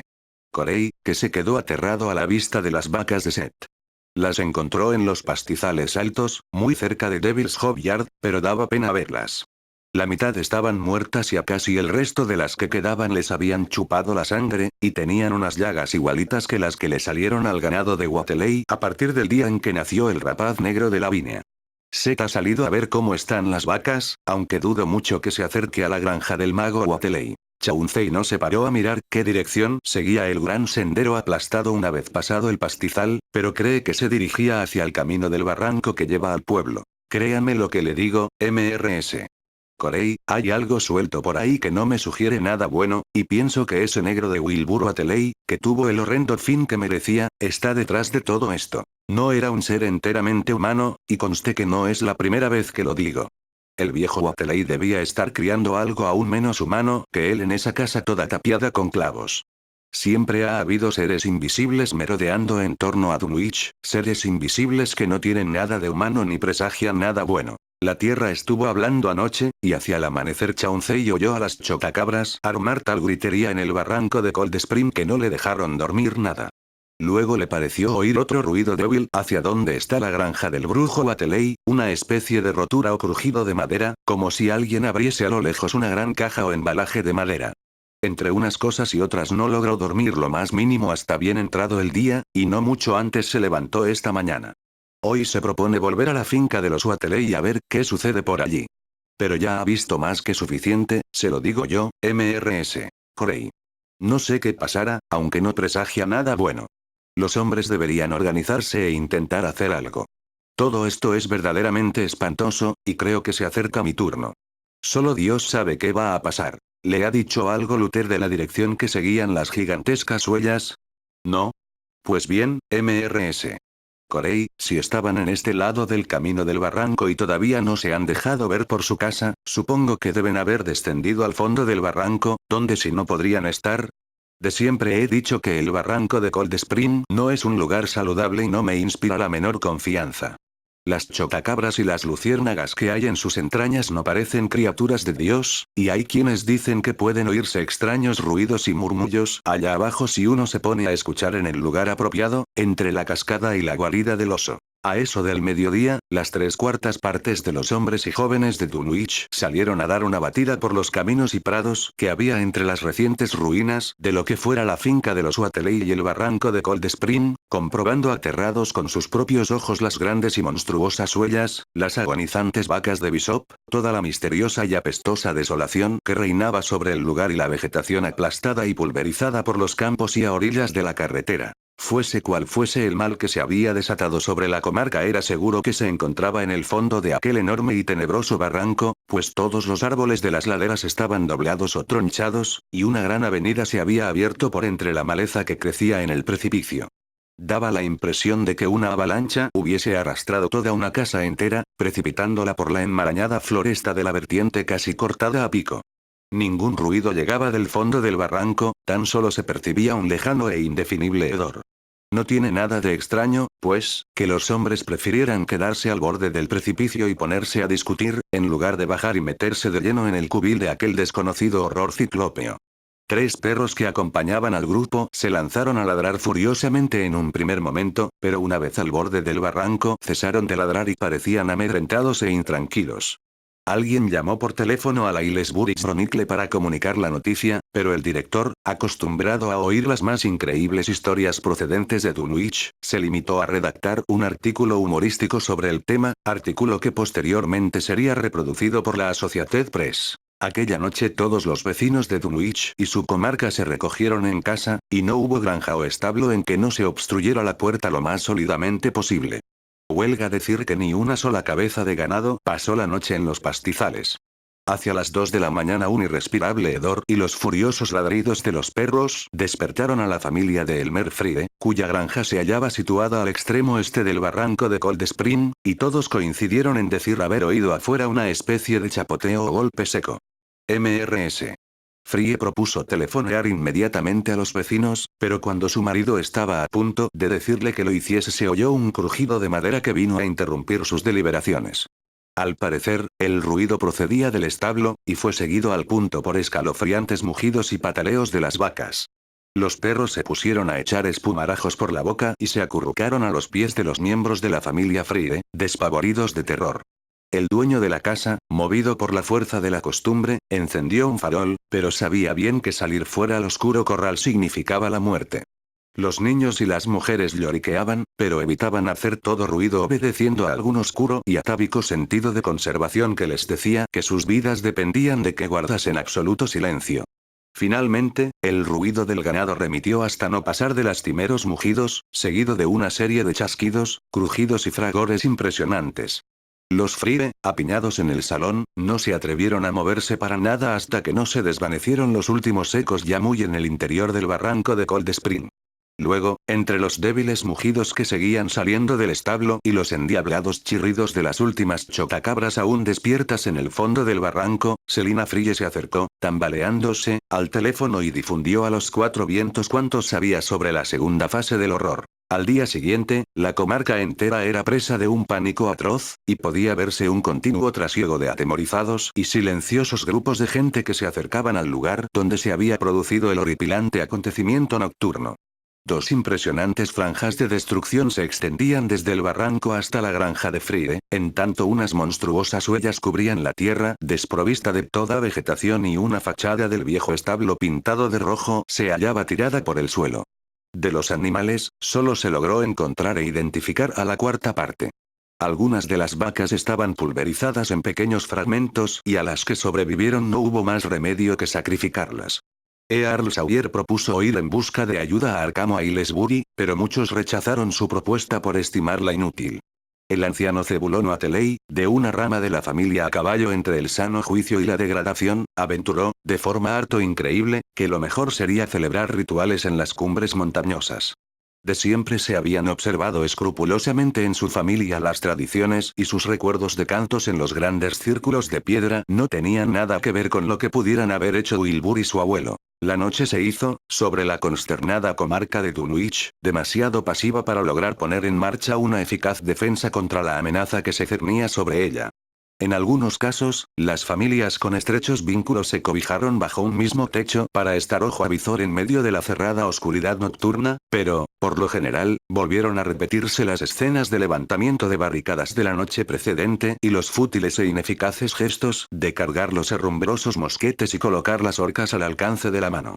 Sin embargo, aquella noche no aconteció nada nuevo salvo algún que otro ruido intermitente en la montaña, y al despuntar el día muchos confiaban que el nuevo horror hubiese desaparecido con igual presteza con que se presentó.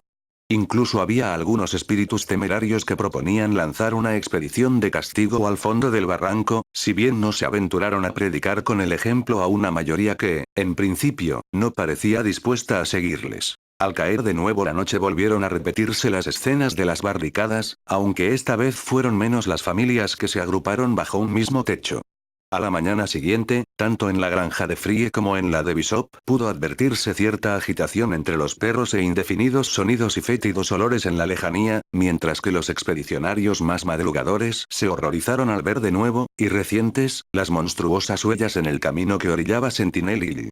Al igual que en ocasiones anteriores, los bordes del camino estaban aplastados, indicio de que por allí había pasado el imponente y monstruoso horror infernal que asolaba la comarca. Esta vez la conformación de las huellas parecía sugerir que había marchado en ambas direcciones, como si una montaña movediza hubiese salido del barranco de Cold Spring para regresar posteriormente por la misma senda. Al pie de la montaña podía verse por lo más abrupto una franja de unos 30 pies de anchura, de matorrales y arbolillos aplastados, y quienes aquello veían no salían de su asombro al comprobar que ni siquiera las más empinadas pendientes hacían torcer la trayectoria del inexorable sendero. Fuese lo que fuese, aquel horror podía escalar paredes de roca desnuda y cortadas a pico. Como los expedicionarios optasen por subir a la cima por una ruta más segura, se encontraron con que una vez arriba terminaban las huellas, o, mejor dicho, daban la vuelta. Era precisamente allí, en la cumbre de Sentinel Hill, donde los Watelei solían celebrar sus diabólicas hogueras y entonar sus no menos infernales rituales ante la piedra con forma de mesa en las fechas de la víspera de mayo y de Todos los Santos. Ahora, la piedra constituía el centro de una amplia extensión de terreno arrasado por el horror de la montaña, mientras que encima de su superficie ligeramente cóncava podía verse una masa espesa y fétida de la misma sustancia bituminosa que había en el piso de la derruida granja de los Watelei cuando el horror se alejó de allí. Los hombres se miraron unos a otros y se susurraron algo al oído. Luego, dirigieron la mirada hacia abajo. Al parecer, el horror había descendido prácticamente por el mismo sendero por el que había ascendido. Toda especulación holgaba. La razón, la lógica y las ideas normales que pudieran ocurrírseles se hallaban sumidas en el más completo marasmo. Solo el anciano Zebulón, que no iba acompañando al grupo, habría sabido apreciar en su justo término la situación o hallar una posible explicación a todo ello. La noche del jueves comenzó igual que casi todas las precedentes, pero acabó bastante peor.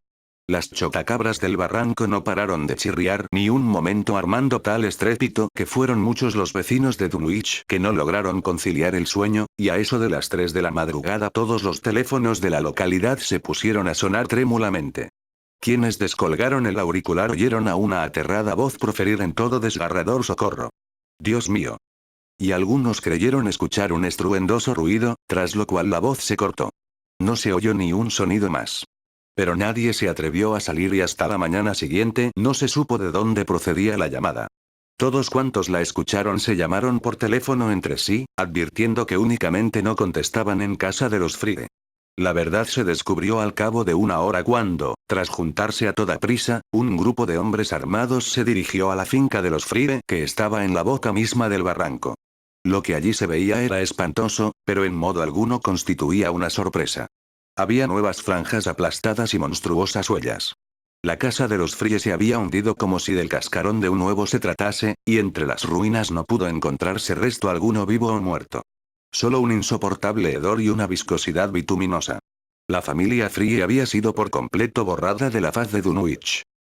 Capítulo 8. Entretanto, en Arkham, tras la puerta cerrada de una estancia con las paredes repletas de estanterías, se desarrollaba otra fase del horror, algo más apacible pero no menos estimulante desde una perspectiva espiritual. El extraño manuscrito o diario de Wilbur Watelei, entregado a la Universidad de Miskatonic para su oportuna traducción, había sido la causa de muchos quebraderos de cabeza y no pocas muestras de desconcierto entre los especialistas en lenguas antiguas y modernas del claustro. Su mismo alfabeto, no obstante la similitud que a primera vista guardaba con la variante del árabe hablado en Mesopotamia, resultaba totalmente desconocido a las autoridades en la materia. La conclusión final de los lingüistas fue que el texto representaba un alfabeto artificial, debiendo tratarse de criptogramas, aunque ninguno de los métodos criptográficos normalmente utilizados pudo aportar la menor pista para su desciframiento, no obstante aplicarse en función de las lenguas que se suponía conocía el autor de aquellas páginas.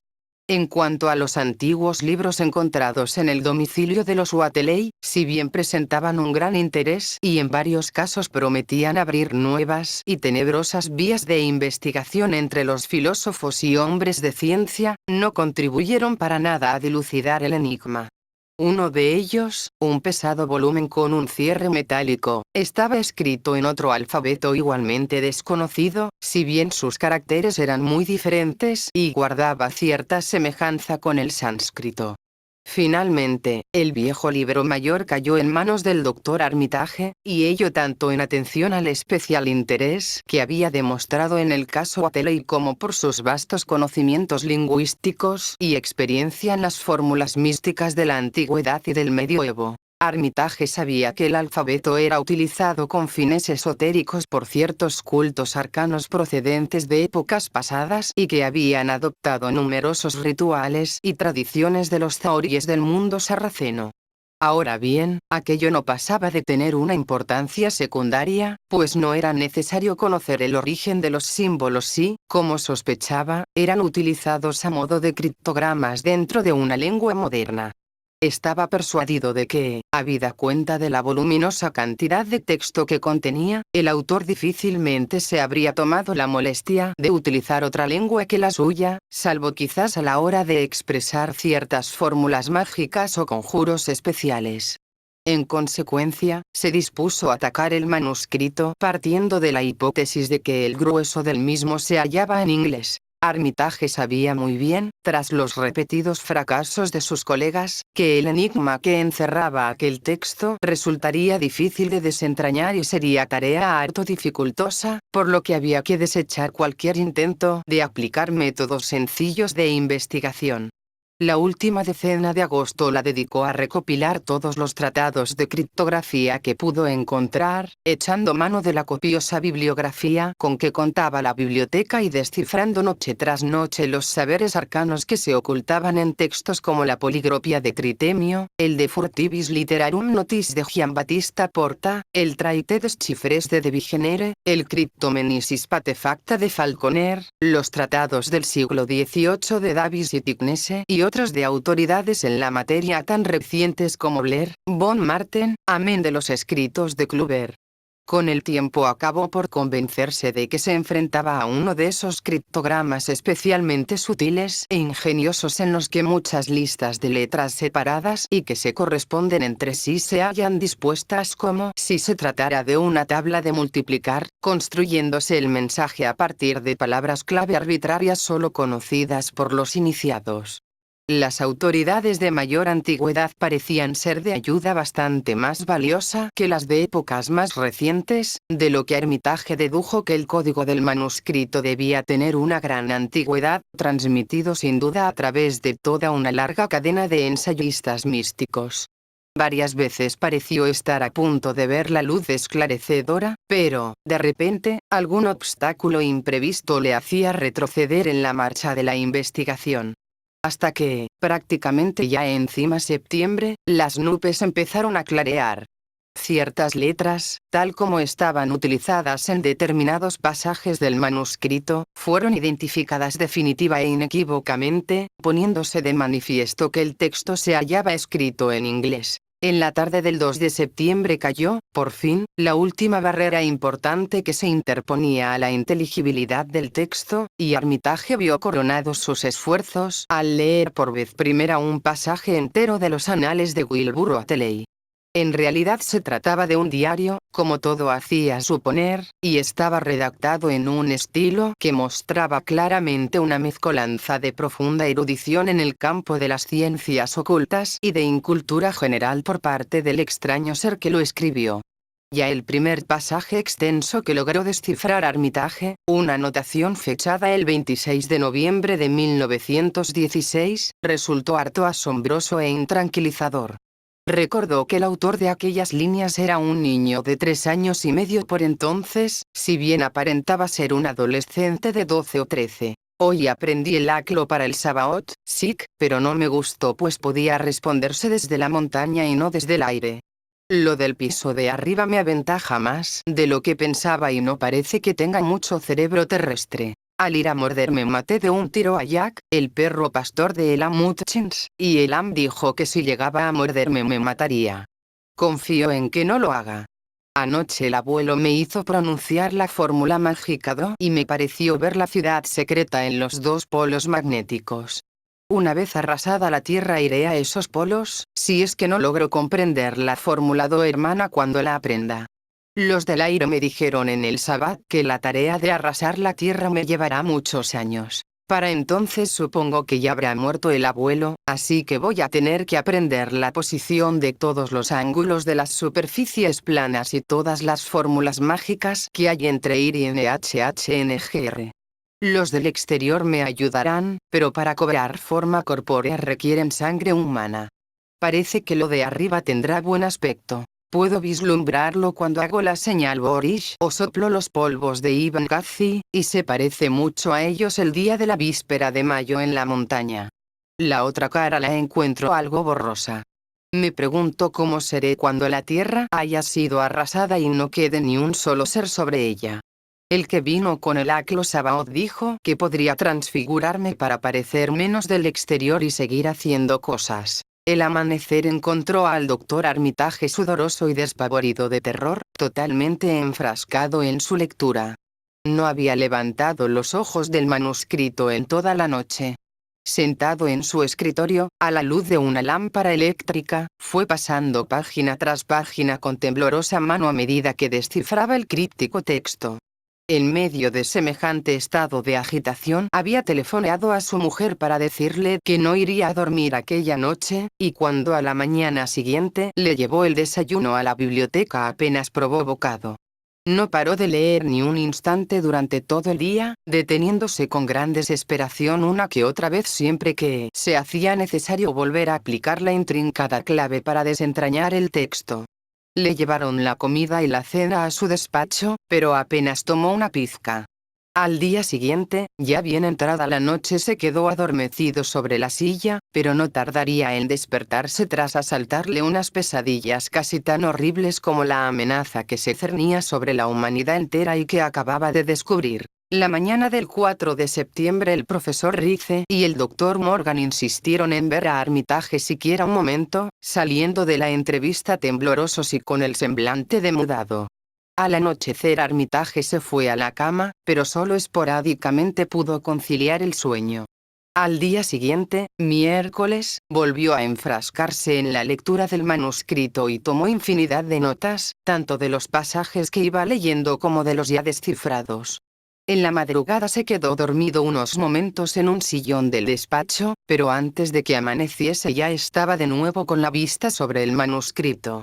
Aún no habían dado las 12 cuando su médico, el doctor Arduello, fue a verle e insistió, por su propio bien, en la necesidad de que dejase de trabajar. Pero Armitage se negó a seguir los consejos del médico, alegando que para él era de vital importancia acabar de leer el diario, al tiempo que le prometía una explicación más detallada en su debido momento. Aquella tarde, justo en el momento en que empezaba a oscurecer, acabó su alucinante y agotadora lectura y se dejó caer sobre la silla totalmente exhausto. Su mujer, que acudió a llevarle la cena, le encontró postrado en un estado casi comatoso, pero Armitage aún conservaba la conciencia suficiente como para proferir un fenomenal grito, que la hizo retroceder al advertir que sus ojos se posaban en las notas que había tomado. Levantándose a duras penas de la silla, recogió las hojas garrapateadas que había sobre la mesa y las metió en un gran sobre que guardó en el bolsillo interior del abrigo. Aún le quedaban fuerzas para regresar a casa por su propio pie, pero era tan evidente que precisaba de auxilios médicos que hubo que llamar urgentemente al doctor Arduell. Al irse a la cama, siguiendo las indicaciones del médico, no cesaba de repetir una y otra vez: pero, ¿qué hacer, Dios mío? ¿Qué hacer? Armitage durmió toda aquella noche, pero al día siguiente estuvo delirando a intervalos. No dio ninguna explicación al doctor Arduello, pero en sus momentos de lucidez hablaba de la imperiosa necesidad de mantener una larga reunión con Rice y Morgan. No había quien entendiera sus desvaríos, en los que hacía desesperados llamamientos para que se destruyera algo que decía se encontraba en una casa herméticamente cerrada con tablones, al tiempo que hacía increíbles alusiones a un plan para eliminar de la faz de la tierra a toda la especie humana, y a toda la vida vegetal y animal, que se proponía llevar a cabo una terrible y antiquísima raza de seres procedentes de otras dimensiones siderales. En sus gritos decía cosas tales como que el mundo estaba en peligro, pues los seres ancianos se habían propuesto desmantelarlo y barrerlo del sistema solar y del cosmos de la materia para sumirlo en otro nivel, o fase incorpórea, del que había salido hacía billones y billones de milenios. En otros momentos pedía que le trajeran el temible Necronomicon y el Daemon le traía de Remigio, volúmenes ambos en los que estaba persuadido de encontrar la fórmula mágica con la que conjurar tan aterrador peligro. Hay que detenerlos como sea. Se lanzaba a gritar desesperadamente. Los Wateley se proponen abrirles el camino, y lo peor de todo aún está por llegar. Digan a Rice y Morgan que hay que hacer algo. Es una operación que entraña un gran peligro, pero yo sé cómo fabricar los polvos. No ha recibido ningún alimento desde el 2 de agosto, el día en que Wilbur vino a morir aquí, y a estas alturas. Pero Armitage, pese a sus 73 años, tenía aún una naturaleza resistente y el trastorno se le pasó en el curso de la noche y no vino acompañado de fiebres.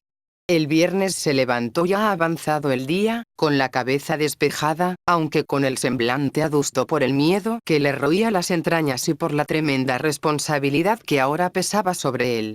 El sábado por la tarde se sintió con fuerzas para ir a la biblioteca y mantener una reunión con Rice y Morgan. Los tres hombres estuvieron devanándose los sesos el resto del día con las más increíbles especulaciones y los más alucinantes debates. Sacaron montones de terribles libros sobre saberes arcanos de las estanterías y de los lugares donde estaban encerrados a buen recaudo, y estuvieron copiando esquemas y fórmulas mágicas con febril premura y en cantidades ingentes. No cabía la menor duda al respecto. Los tres habían visto el agonizante cuerpo de Wilbur Wateley postrado en una estancia de aquel mismo edificio, por lo que a ninguno de ellos se le pasó siquiera por la cabeza considerar el diario como los delirios de un loco. Las opiniones sobre la conveniencia de dar cuenta a la policía de Massachusetts estaban encontradas, imponiéndose la negativa en última instancia. Había cosas en todo aquello que resultaban muy difíciles, por no decir imposibles, de creer por quienes no estaban al tanto de todo lo que allí sucedía, como muy bien se vería tras varias investigaciones realizadas con posterioridad a los hechos. Ya entrada la noche la sesión se levantó sin que hubieran trazado un plan definitivo, pero durante todo el domingo Armitage estuvo ocupado cotejando fórmulas mágicas y haciendo combinaciones de productos químicos sacados del laboratorio de la universidad. Cuanto más pensaba en el infernal diario, más dudas le asaltaban sobre la eficacia de cualquier agente material para destruir al ser que Wilbur Wateley había dejado tras de sí, el amenazador ser, desconocido para él, que unas horas después habría de abatirse sobre la localidad y acabaría siendo trágicamente conocido por el horror de Dunwich. El lunes apenas difirió de la víspera para Armitage, pues la tarea en que estaba embarcado requería continuas búsquedas y experimentos. Nuevas consultas del diario de aquel monstruoso ser trajeron como consecuencia una serie de cambios en el plan originalmente trazado, y, con todo, sabía que al final seguiría adoleciendo de grandes faltas y riesgos.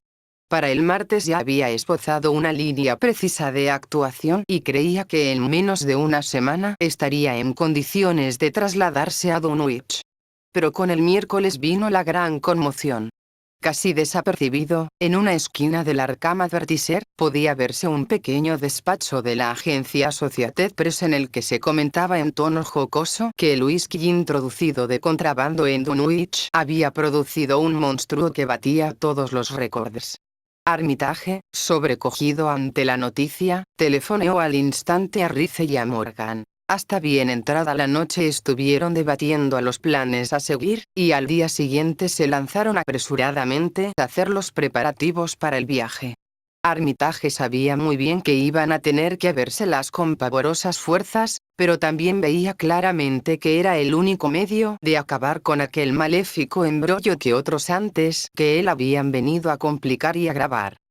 Capítulo 9. El viernes por la mañana Armitage, Rick y Morgan salieron en automóvil hacia Dunwich, llegando al pueblo sobre la 1 de la tarde. Hacía un día espléndido, pero hasta en el fuerte sol reinante parecía presagiarse una inquietante calma, como si algo espantoso se cerniese sobre aquellas montañas extrañamente rematadas en forma de bóveda y sobre los profundos y sombríos barrancos de la asolada región. De vez en cuando podía divisarse recortado contra el cielo un lúgubre círculo de piedras en las cumbres montañosas. Por la atmósfera de silenciosa tensión que se respiraba en la tienda de Osborne, los tres investigadores comprendieron que algo horrible había sucedido, y pronto se enteraron de la desaparición de la casa y de la familia entera del Merfrie. Durante toda la tarde estuvieron recorriendo los alrededores de Dunwich, preguntando a la gente qué había sucedido y viendo con sus propios ojos, en medio de un creciente horror, las pavorosas ruinas de la casa de los Frie con sus persistentes restos de aquella sustancia bituminosa, las espantosas huellas dejadas en el corral, el ganado malherido de Sed Bishop y las impresionantes franjas de vegetación arrasada que había por doquier. El sendero dejado a todo lo largo de Sentinel Hill le pareció a Armitage de una significación casi devastadora, y durante un buen rato se quedó mirando la siniestra piedra en forma de altar que se divisaba en la cima. Finalmente, los investigadores de Arkham, enterados de que aquella misma mañana habían llegado unos policías de Aylesbury en respuesta a las primeras llamadas telefónicas dando cuenta de la tragedia acaecida a los Frie, resolvieron ir en busca de los agentes y contrastar con ellos sus impresiones sobre la situación. Pero una cosa fue decirlo y otra hacerlo, pues no se veía a los policías por ninguna parte. Habían venido en total 5 en un coche, que se encontró abandonado en un lugar próximo a las ruinas del corral del Merfrie. Las gentes de la localidad, que hacía tan solo un rato habían estado hablando con los policías, se hallaban tan perplejas como Armitage y sus compañeros.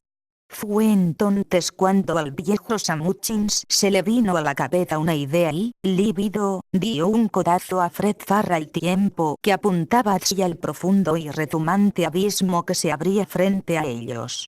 «Dios mío», dijo jadeando, «mira que les advertí que no bajasen al barranco.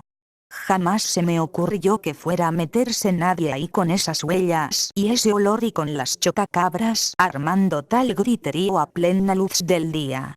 Un escalofrío se apoderó de todos los congregados, granjeros e investigadores, al oír las palabras del viejo Hutchins, y todos aguzaron instintivamente el oído. Armitage, ahora que se encontraba por vez primera frente al horror y su destructiva labor, no pudo evitar temblar ante la responsabilidad que se le venía encima. Pronto caería la noche sobre la comarca, las horas en que la gigantesca monstruosidad salía de su cubil para proseguir sus pavorosas incursiones.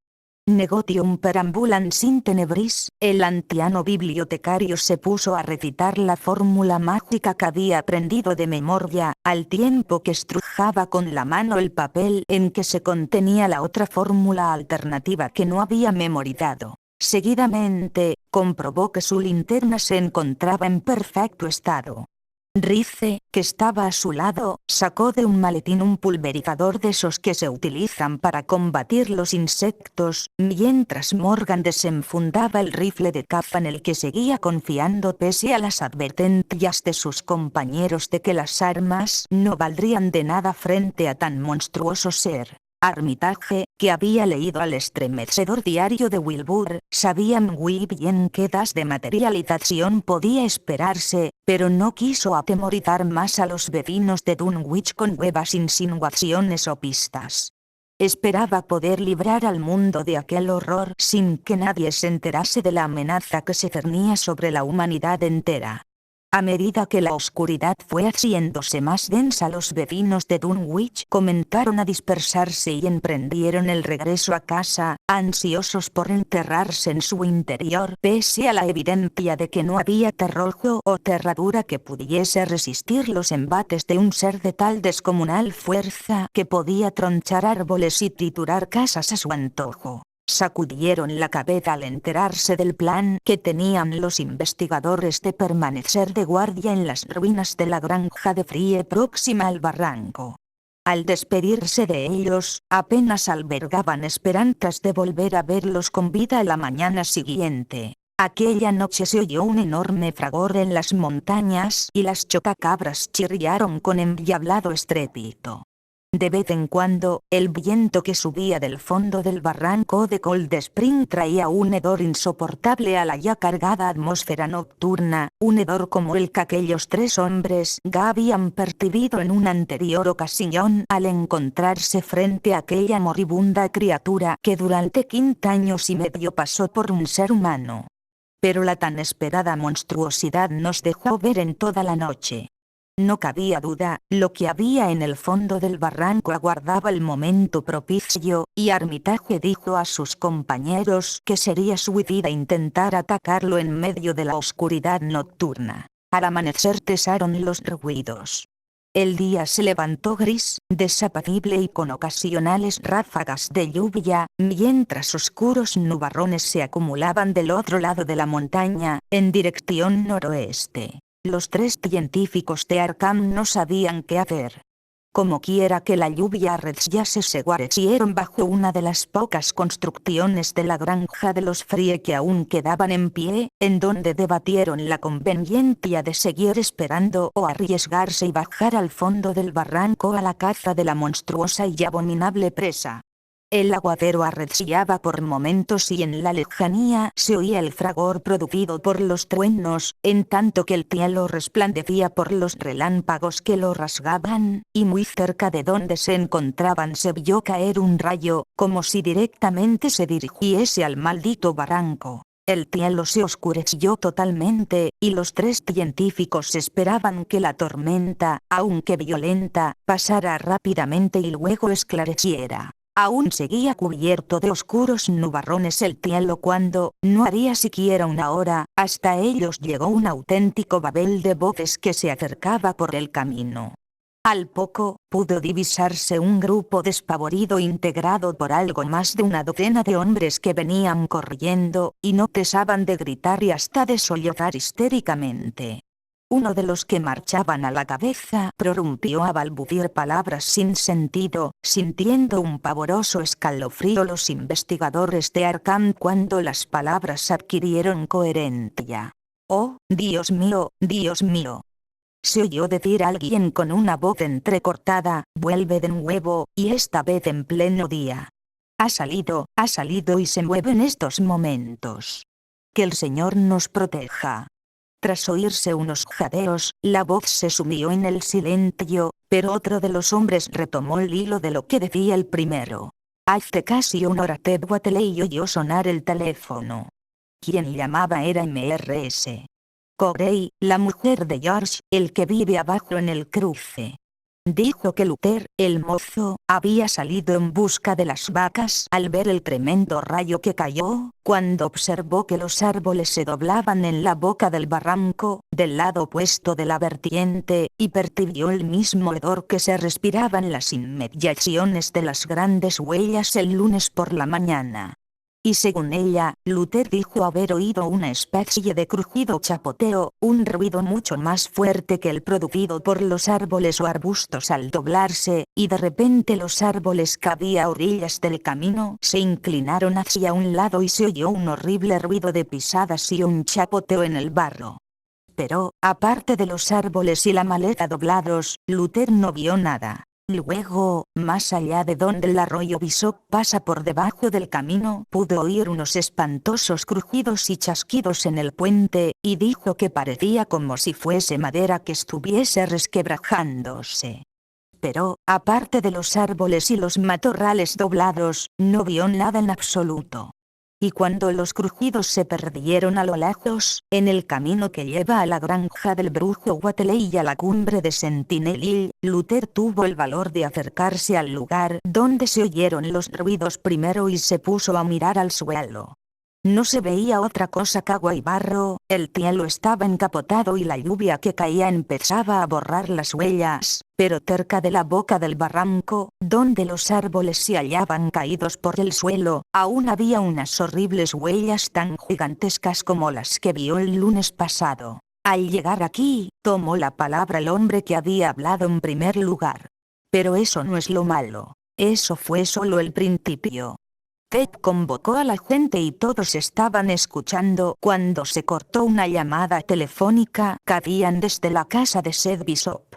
Sally, la mujer de Seth, no paraba de hablar en tono muy acalorado, acababa de ver los árboles tronchados al borde del camino, y dijo que una especie de ruido acorchado, parecido al de las pisadas de un elefante, se dirigía hacia la casa. Luego, dijo que un olor espantoso se metió de repente por todos los rincones de la casa y que su hijo Chauncey no cesaba de gritar que el olor era idéntico al que había en las ruinas de la granja de Wateley el lunes por la mañana. Y, a todo esto, los perros no paraban de lanzar horribles aullidos y ladridos. De repente, Sally pegó un fenomenal grito y dijo que el cobertizo que había junto al camino se había derrumbado como si la tormenta se lo hubiese llevado por delante, solo que apenas corría viento para pensar en algo así. Todos escuchábamos con atención y a través del hilo podía oírse el jadeo de multitud de gargantas pegadas al teléfono. De repente, Sally volvió a proferir un espantoso grito y dijo que la cerca que había delante de la casa acababa de derrumbarse, aunque no se veía la menor señal que indicara qué podría deberse. Luego, todos los que estaban pegados al hilo oyeron chillar también a Chauncey y al viejo Seth Bishop, y Sally decía a gritos que algo enorme había caído encima de la casa, no un rayo ni nada por el estilo, sino algo descomunal que se abalanzaba contra la fachada y los embates eran constantes, aunque no se veía nada a través de las ventanas. Y luego el terror podía verse reflejado en todos los rostros, y Armitage, aun cuando no estaba menos aterrado, tuvo el aplomo suficiente para decirle a quien tenía la palabra que prosiguiera. Y luego, Sally lanzó un grito estremecedor y dijo socorro. La casa se viene abajo. Y desde el otro lado del hilo pudimos oír un fenomenal estruendo y un espantoso griterío. Igual que pasó con la granja del Merfrile, solo que esta vez peor. El hombre que hablaba hizo una pausa, y otro de los que venían el grupo prosiguió el relato. Eso fue todo. No volvió a oírse ni un ruido ni un chillido más. Solo el más absoluto silencio. Quienes lo escuchamos sacamos nuestros coches y furgonetas, y a continuación nos reunimos en casa de Corey todos los hombres sanos y robustos que pudimos encontrar, y hemos venido hasta aquí para que nos aconsejen qué hacer ahora. Es posible que todo sea un castigo del Señor por nuestras iniquidades, un castigo del que ningún mortal puede escapar. Armitage comprendió que había llegado el momento de hacer algo y, con aire resuelto, se dirigió al vacilante grupo de despavoridos campesinos. No queda más remedio que seguirlo, señores, dijo tratando de dar a su voz el tono más tranquilizador posible. Creo que hay una posibilidad de acabar de una vez por todas con lo que quiera que sea ese monstruo. Todos ustedes conocen de sobra la fama de brujos que tenían los Wateley, pues bien, este abominable ser tiene mucho de brujería, y para acabar con él hay que recurrir a los mismos procedimientos que utilizaban ellos. He visto el diario de Wilbur Wateley y examinado algunos de los extraños y antiguos libros que acostumbraba a leer, y creo conocer el conjuro que debe pronunciarse para que desaparezca para siempre. Naturalmente, no puede hablarse de una seguridad total, pero vale la pena intentarlo. Es invisible, como me imaginaba, pero este pulverizador de largo alcance contiene unos polvos que deben hacerlo visible por unos instantes. Dentro de un rato vamos a verlo. Es realmente un ser pavoroso, pero aún hubiese sido mucho peor si Wilbur hubiese seguido con vida. Nunca llegará a saberse bien de qué se libró la humanidad con su muerte. Ahora solo tenemos un monstruo contra el que luchar, pero sabemos que no puede multiplicarse. Con todo, es posible que cause aún mucho daño, así que no hemos de dudar a la hora de librar al pueblo de semejante monstruo. Hay que seguirlo, pues, y la forma de hacerlo es ir a la granja que acaba de ser destruida. Que alguien vaya adelante, pues no conozco bien estos caminos, pero supongo que debe haber un atajo. ¿Están de acuerdo? Los hombres se movieron inquietos sin saber qué hacer, y Earl Sawyer, apuntando con un dedo tiznado por entre la cortina de lluvia que amainaba por momentos, dijo con voz suave: creo que el camino más rápido para llegar a la granja de Seth Bishop es atravesar el prado que se ve ahí abajo y vadear el arroyo por donde es menos profundo, para subir luego por las rastrojeras de Carrier y los bosques que hay a continuación. Al final se llega al camino alto que pasa a orillas de la granja de Seth, que está del otro lado. Armitage, Rick y Morgan se pusieron a caminar en la dirección indicada, mientras la mayoría de los aldeanos marchaban lentamente tras ellos. El cielo empezaba a clarear y todo parecía indicar que la tormenta había pasado. Cuando Armitage tomaba involuntariamente una dirección equivocada, Joe Osborne se lo indicaba y se ponía delante para mostrar el camino. El valor y la confianza de los hombres del grupo crecían por momentos, aunque la luz crepuscular de la frondosa ladera casi cortada a pico que había al final del atajo, por entre cuyos fantásticos y añejos árboles hubieron de trepar cual si de una escalera se tratase, pusieron tales cualidades a prueba. Al final, llegaron a un camino lleno de barro justo al tiempo que salía el sol. Se hallaban algo más allá de la finca de Seth Bishop, pero los árboles tronchados y las inequívocas y horribles huellas eran buena prueba de que ya había pasado por allí el monstruo. Apenas se detuvieron unos momentos a contemplar los restos que quedaban en torno al gran hoyo. Era exactamente lo mismo que sucedió con los Frye, y nada vivo ni huerto podía verse entre las ruinas de lo que en otro tiempo fueran la granja y el establo de los Bishop.